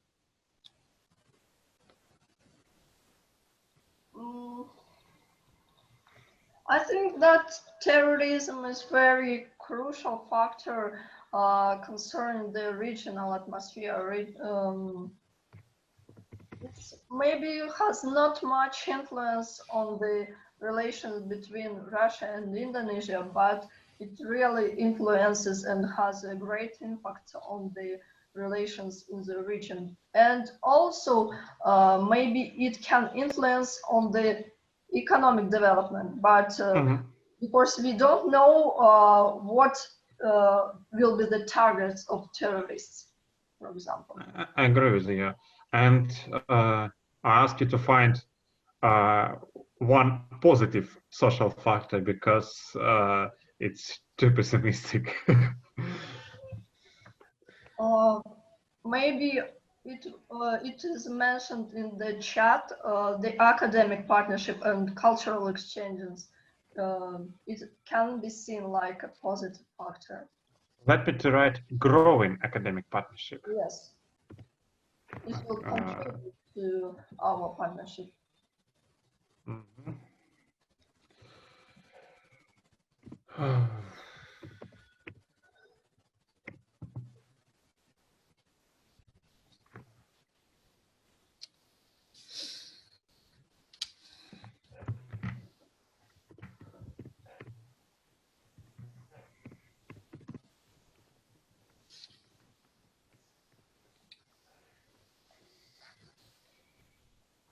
Okay. And P1 and P2 are negative and P3 is positive. Is everyone agree? I agree. Okay. Let's move to the strength of these factors. Or, I'm sorry, S, of course.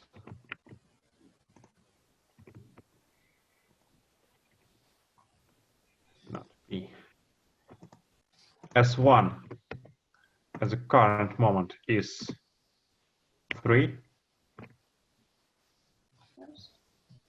Yes. S2. What do you think about strength of terrorism?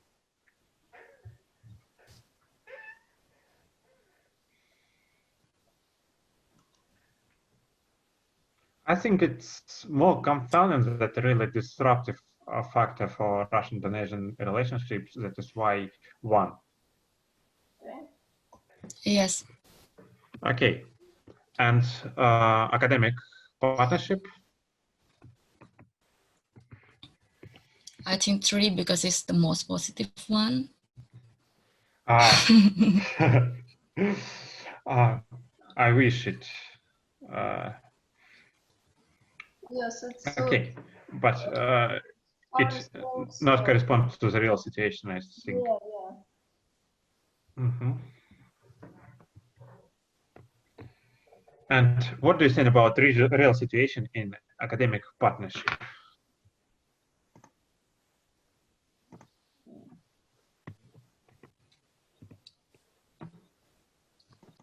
I think one, but I hope that 2 or 3 years later it will be 2 or 3.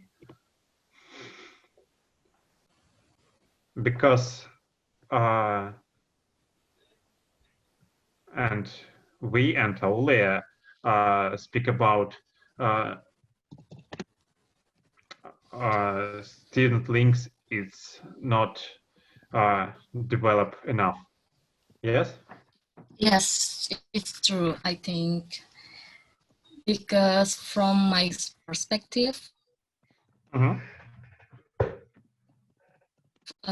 the culture not moving, the education growing, education is really small. Because if we compare with, as I mentioned before, if we compare with another countries like China or Vietnam, Indonesia has a really small opportunities to could have education in Russia, because Ministry of Education in Russia only allow Indonesian students, only around like 100 students per year to studying in Russia. Aulia, do you know how many Russian students in Indonesia?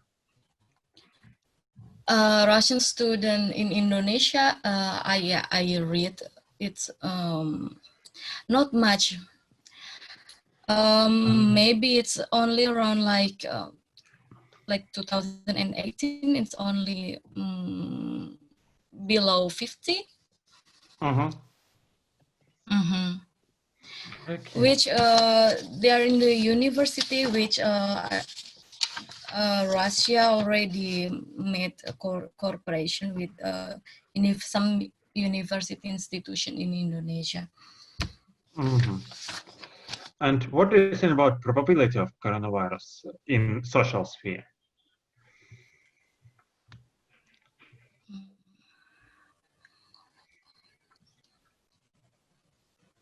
I think it's too, because more events will be online, and people for some time will be afraid to offline meetings and discussions. That's why too. Do you agree? Yes. Okay, terrorism.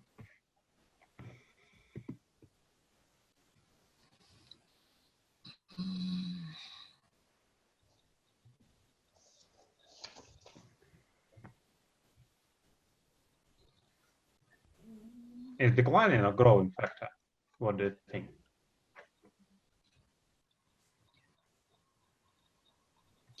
I think yes, because currently Indonesia facing some terrorism issues like ISIS or something, and also in some parts in Indonesia, it's not terrorism, but it's like separatism movement.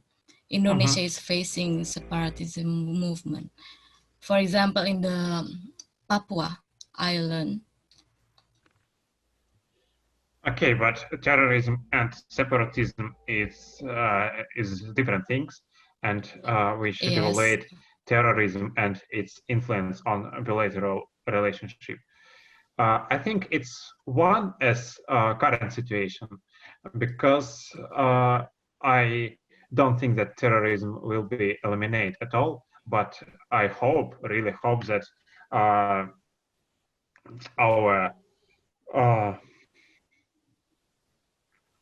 our measures helps to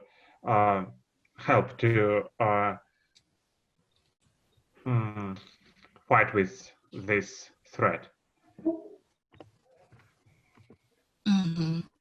But already terrorism issues in Indonesia always related to religious factors.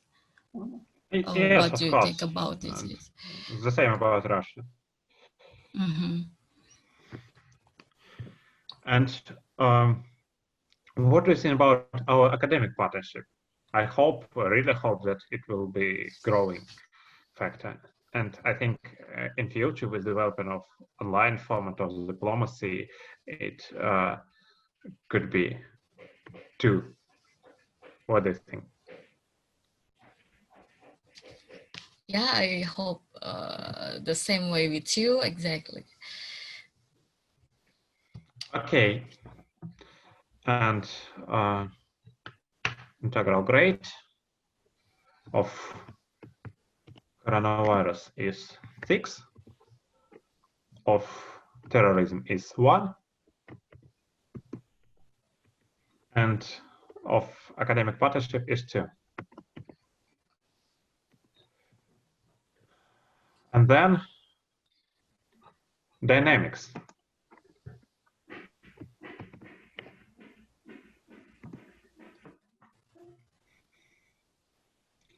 Coronavirus demonstrates negative trends last days, and I hope that this tendency will go on, and that's why 1. What do you think?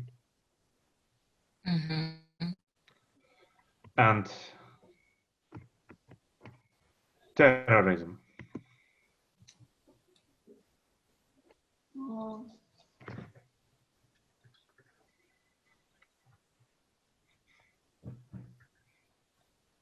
Actually, maybe 2. 2. I agree with you, because it's not growing and not declining. And academic partnership, I think it's growing factor. That's why 3.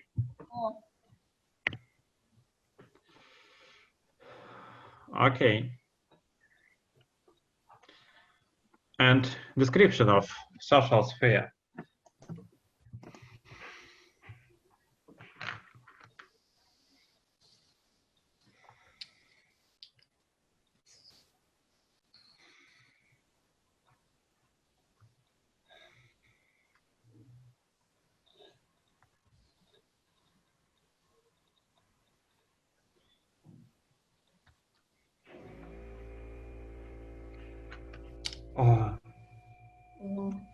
Maybe it's an important one, but it still lacks people-to-people contacts on numerous dimensions. So it needs like a development of grassroots level, and still is underdeveloped.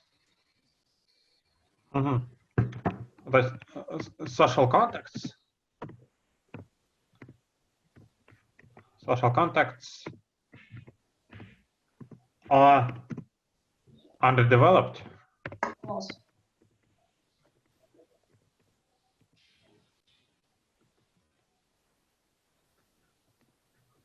But have a big potential. Okay. And how to realize this big potential?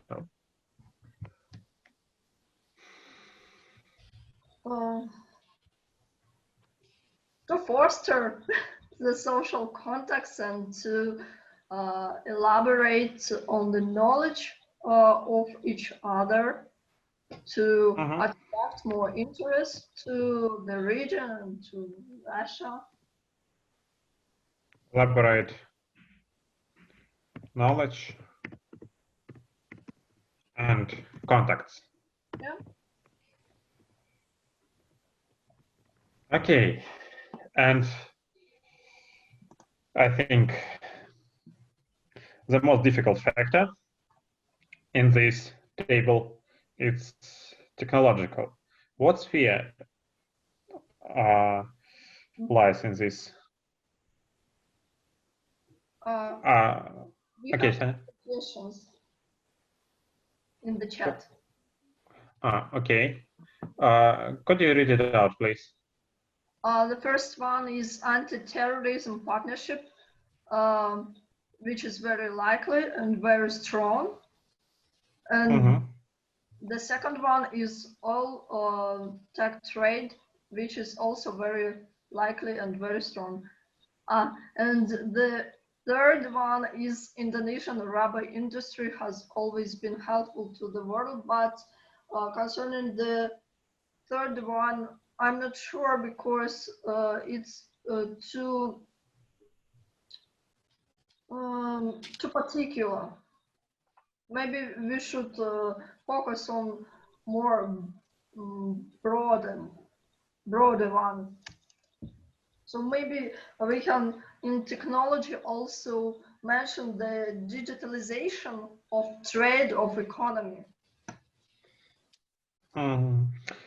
I think it's about energy, IT, and armed trade, for example.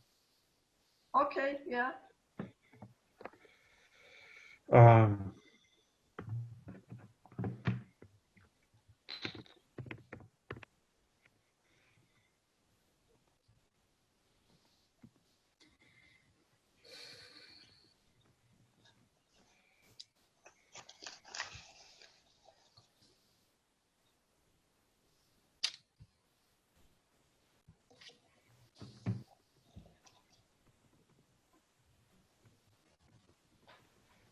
Okay. I think all factors are positive for our bilateral relationship. Or what do you think about it?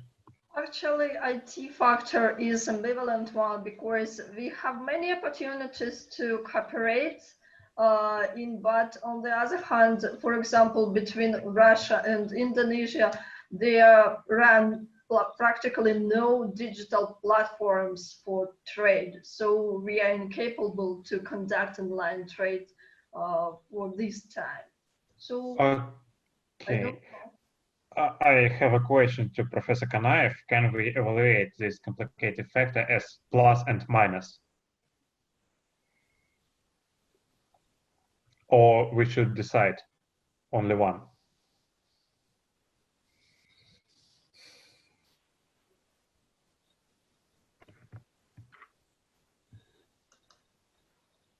Is Professor Kanaev with us? I think no.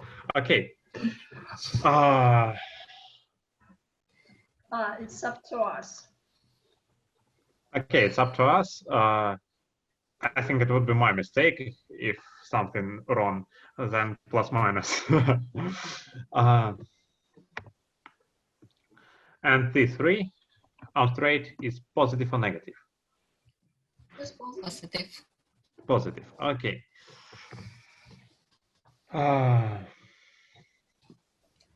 And strengths of every factor. Energy. I think all the factors actually are equal ones, so maybe we can place 3 to all the factors. You really think that our cooperation with the 3 spheres is so strong that we can evaluate it 3?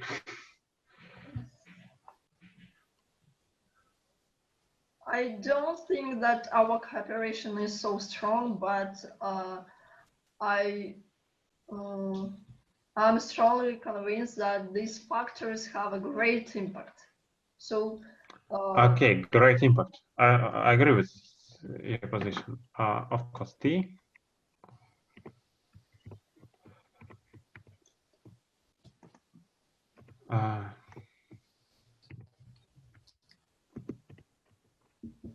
And T3 is also 3. Okay, and then probability of these factors. I think it's key spheres of our cooperation, and that is why 3 to all again. Yeah. Yep.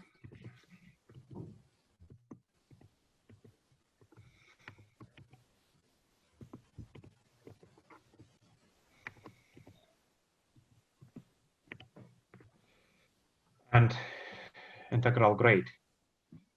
9 for all.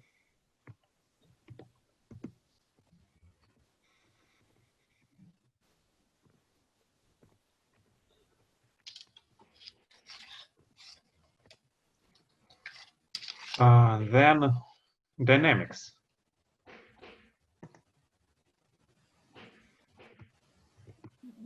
Positive, neutral, or negative? I think positive. Or what do you think? So it's hard to assess, but let's put positive. Let's hope for the best. Okay. Maybe neutral because it's more, because it's difficult to evaluate in assessing all factors that consist.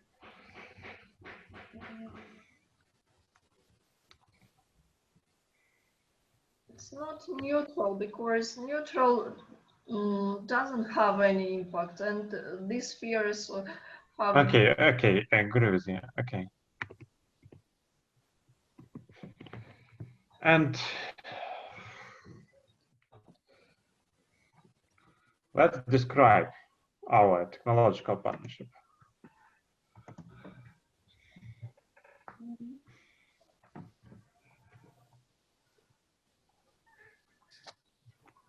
So the cooperation and these factors themselves are rather developed, but on the other hand,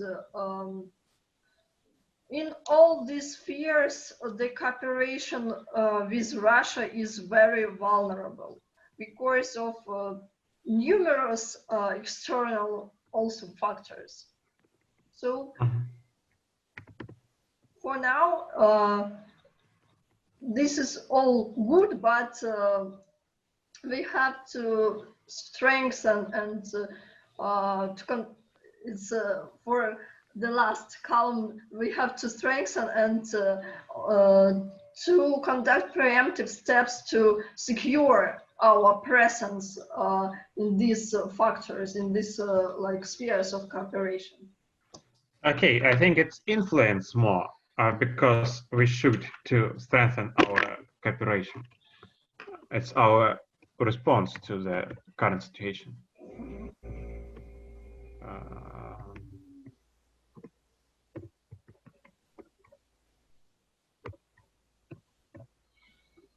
Okay, I think that's always best analysis. We did it. And let's proceed to the SWOT. Give me a second to switch the table.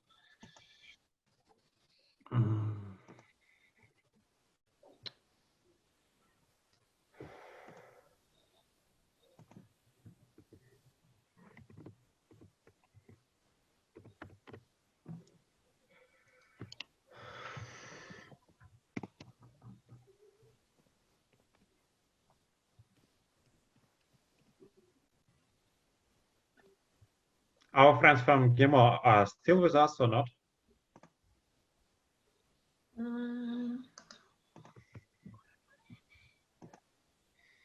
No. Okay.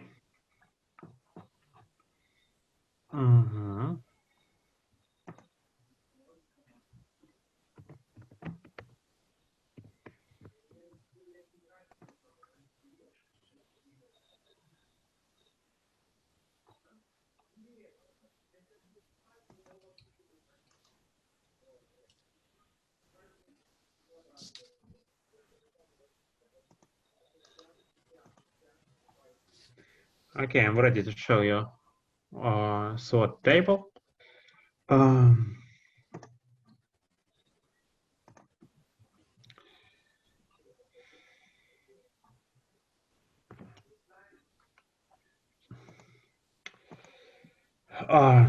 Okay, strengths and weaknesses is our internal factors of our relationships. That's why I suggest to begin with it.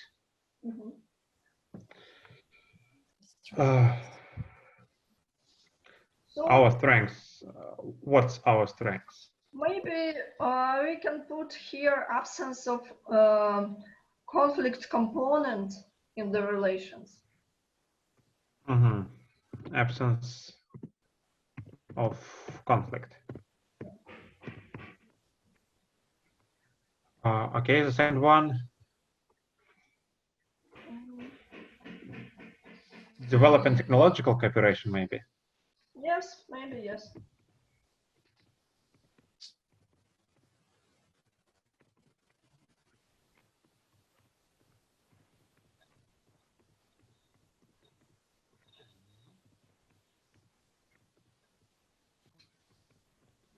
And the third one is growing academic ties. Or what? Sure. Sonia, what did? Maybe we can place here, for example, Muslims, because Muslim population can be a channel for cooperation in culture, for example. Okay, because Muslims of our countries are pioneers of our bilateral cooperation. And so can we say it's like cultural similarities, because not only we have similarities in Muslim, but also between Indonesia and Russia, we both have a lot of diversities within the country. Maybe we can put like a slash, and also to Muslims add cultural similarities.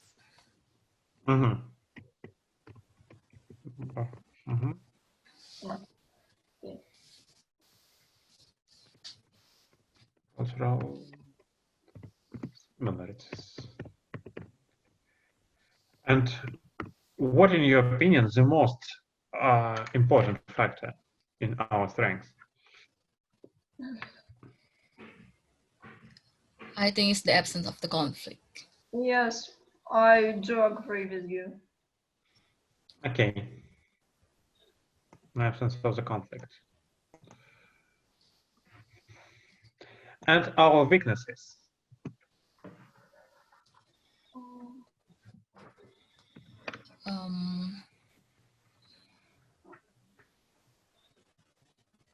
For geopolitical factor.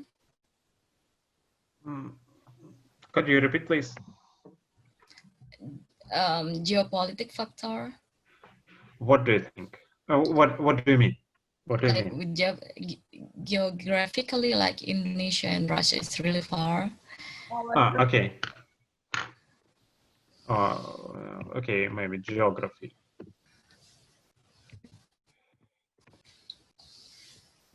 And the second one?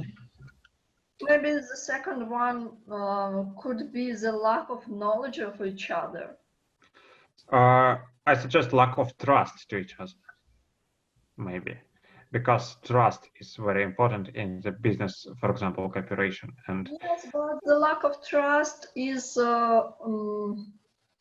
like explained, and it is based on the lack of knowledge. And I agree with you that it's very important, but to my mind, the knowledge is more broader category, because, for example, we can't develop our business because we don't know the conditions in Indonesia, for example, and vice versa. That's why we don't trust each other also. Yeah, actually, I agree with Sofia, because the current situation about the lack of knowledge between each other, it's really happening in Indonesia. For example, but like business or investor from Indonesia, their lack of knowledge how to put their businesses in Indonesia, or how a Russian businessman wants to drop their investment in Indonesia, but because of the lack of knowledge between each other, so it will not be realization. It's not realized.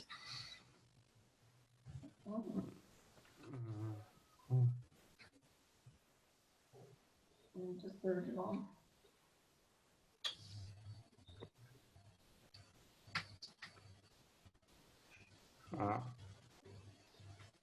Okay, And Ale, do you really think that we have wide interest to each other on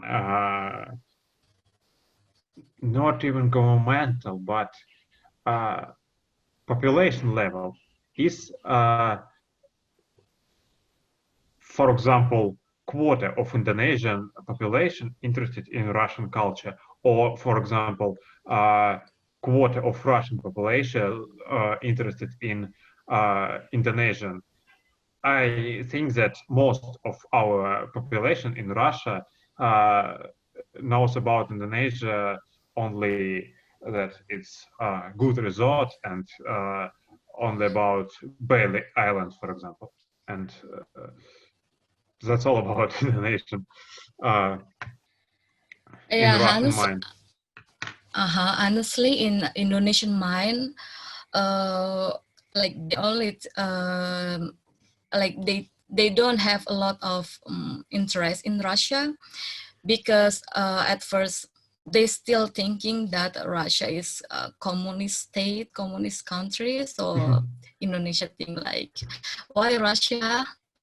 And like, for example, if they want to do business, or even for the student who want to go to Russia, the people will still asking them like, why in Russia you want to be communist or something like that. It's because the lack of information about other states. You see, earlier, there is no communism in Russia for 30 years, but in the Indonesian mindset, Russian communism still exists. And that's Yes. that's what Sonia tried to say about lack of knowledge about each other and about current situation, current culture, and current political and economic trends. And that's why I more agree with Sonia's position. Okay, and the third weakness. What do you think?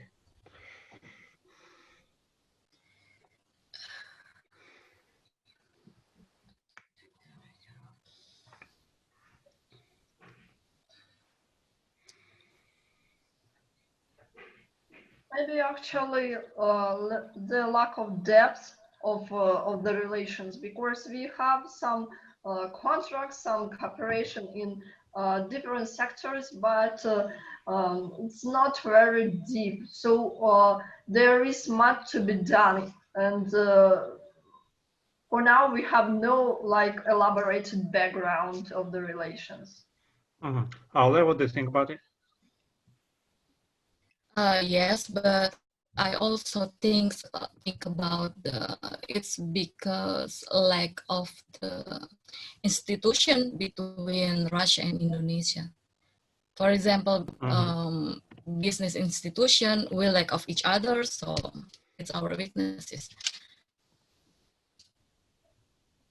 Yes, institutions are very important. Institution and communication, yes. Community, I mean. And from the external point of view, what are our opportunities here?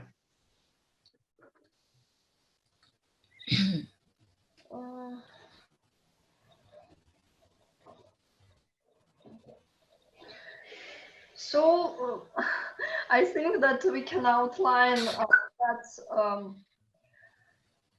both Russia and Indonesia need like balancers in the region, because Indonesia risks to be over-relied on the cooperation with China, and also Russia had the same threat. That's why they both should diversify their external ties. So they need each other. Diversify external ties. I agree with you. Okay, the second opportunity.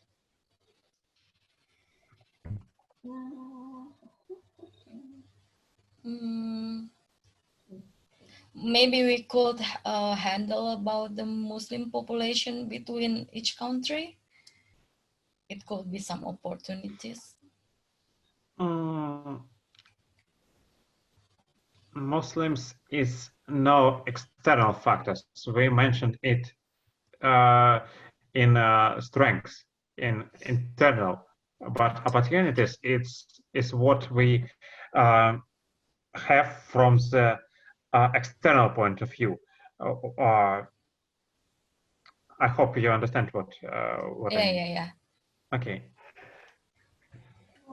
We have the opportunities to cooperate and to work together within the ASEAN platforms to support these platforms, and because these platforms are beneficial both for Indonesia and for Russia, and for this time we can help to develop them. Okay, And institutional cooperation based on ASEAN. yes.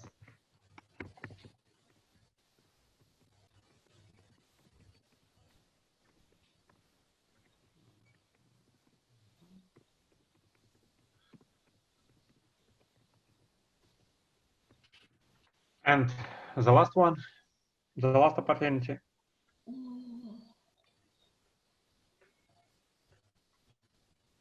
I think it's not only based on ASEAN, because between Russia and Indonesia, like we engaging in some community or something like that. For example, in Greater Eurasian Economic or G20. So I think it's not only ASEAN. So maybe as the third factor, we can place like cooperating on the global agenda. Yes. What do you mean? As Aulia mentioned, the other more general institutions, and also we like support the multipolar world. That's why we are against the dominance of one actors, and we support this position in the UN, for example. Okay, a good idea. And let's find the best opportunity for our relationship. Diversify external ties, I suppose. I suppose the first one, yes. And okay, and weaknesses. What is the weakest weakness? I think number 2. I agree with you, Aulia.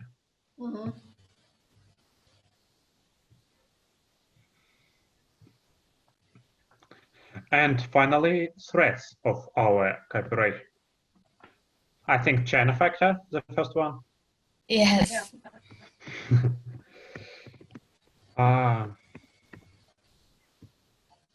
Another one.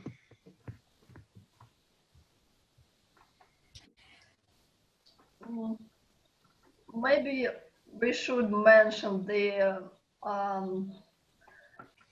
US factor, including the IPR project and so on.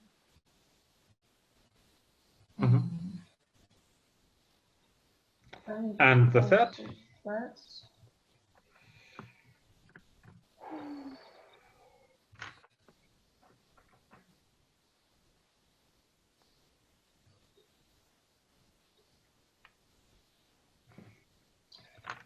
After we called empires of evil,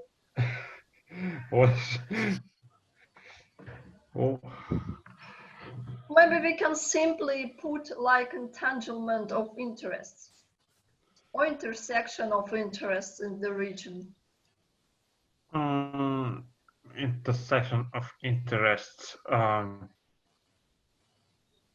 I mean that the structure of relations is very complicated and many spheres are occupied. For example, there are aforementioned supply chains, value supply chains, And also there is a threat of China-US contradictions, and for example, India can be involved in these contradictions. That's why I just suggest to place more holistic factor. Plenty of connections, I called it. Okay. Okay, and the main threat. What do you think? What is main threat? For me, the first one.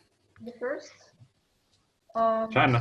China factor is more dangerous than US factor or plenty of connections. Maybe the third one, because it also includes the first and the second. Yes. And now that's final of our today job. We should to find the strategic priority and the central problem. The strategic priority is sum of diversify external ties and absence of conflict.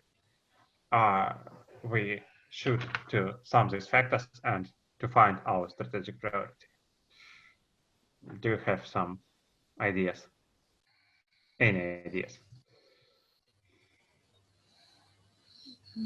So maybe on the basis of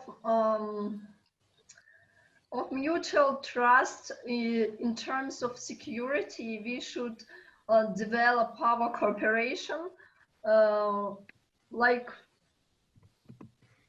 broaden our opportunities through our cooperation. We should develop cooperation to broaden our opportunities on the basis of mutual security. And broaden our opportunities. In which spheres?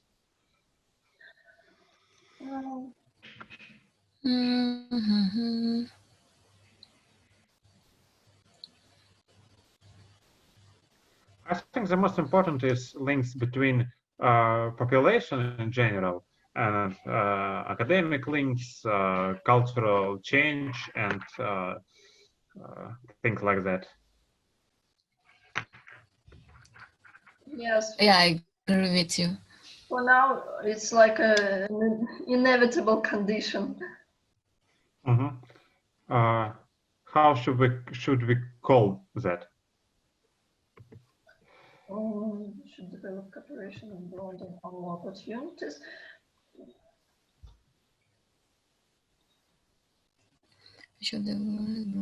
Like we can continue this sentence with increasing people-to-people contacts and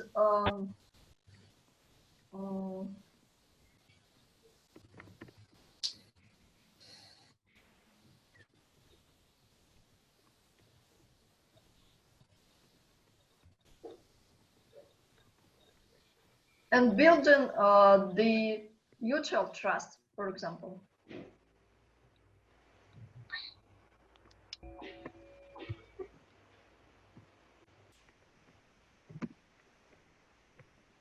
Okay, and the central problem of our cooperation is based on lack of knowledge about each other and plenty of connections.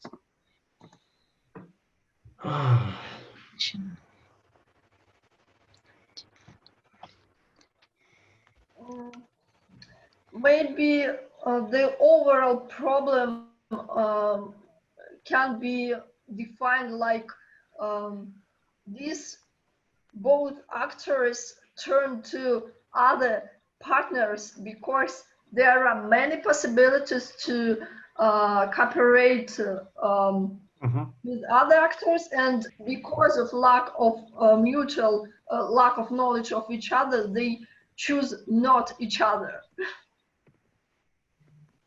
Other partners can provide more opportunities, maybe. Yes.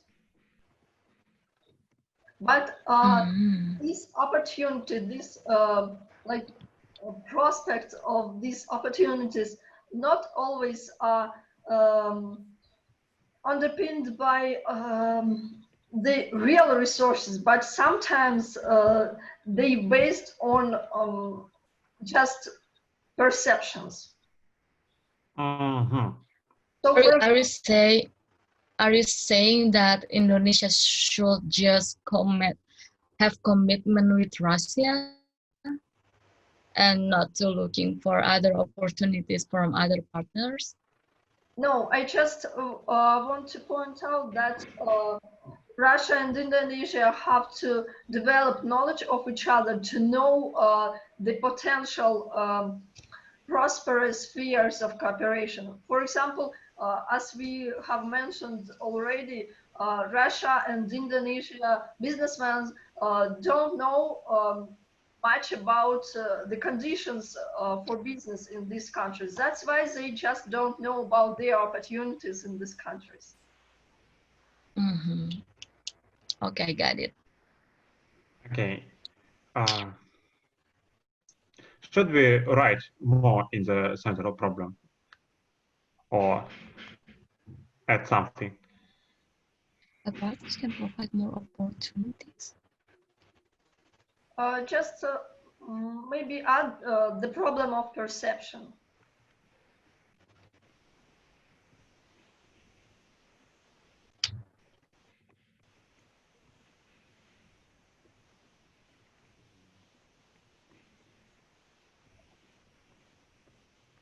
Right? Thank you. Okay. Thank you very much for your participants in today's conference. And if our guests have final questions, they may ask them.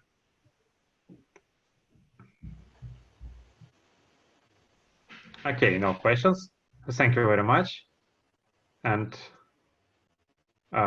goodbye. Maybe. Okay, friends. Okay. So we have to finalize. We have to make final remarks about what we have done today. And first, well, I have been tracing what you have been doing, and thanks for a really good job. And I would suggest we should do the following thing. So you know, of course, that the Institute of Oriental Studies plans to publish a collective monograph on relations between Russia and Indonesia, and the fundraising. Well, everything is all right about the fundraising and the formal side of things. With relevance to the approval of these plans by the State Commission, and this is going to be an English language monograph, and you five are among the authors of this monograph. So please get in touch with our friends from the GIMO University and prepare a book chapter entitled, well, we will agree upon the title of this chapter, and I will monitor this process and supervise the final results. Of course, I will control both the process and the results. The book is going to be published, well, it will be published by the end of this year. The process will have been finalized by that time. And today, as usual, we have had a really good day. In case we ultimately sum everything up, we have listened to insightful presentations. We have done an individual part of job by outlining the key political, economic, social, and technological factors to then move to making a comprehensive and an insightful SWOT analysis. My dear colleagues and friends, thank you very much. And once again, do not forget about the academic feedback because you deserve this feedback more than anybody else. And once again, thank you very much. And then we will continue in the online, hopefully in the offline format. Once again, thank you very much. Bye.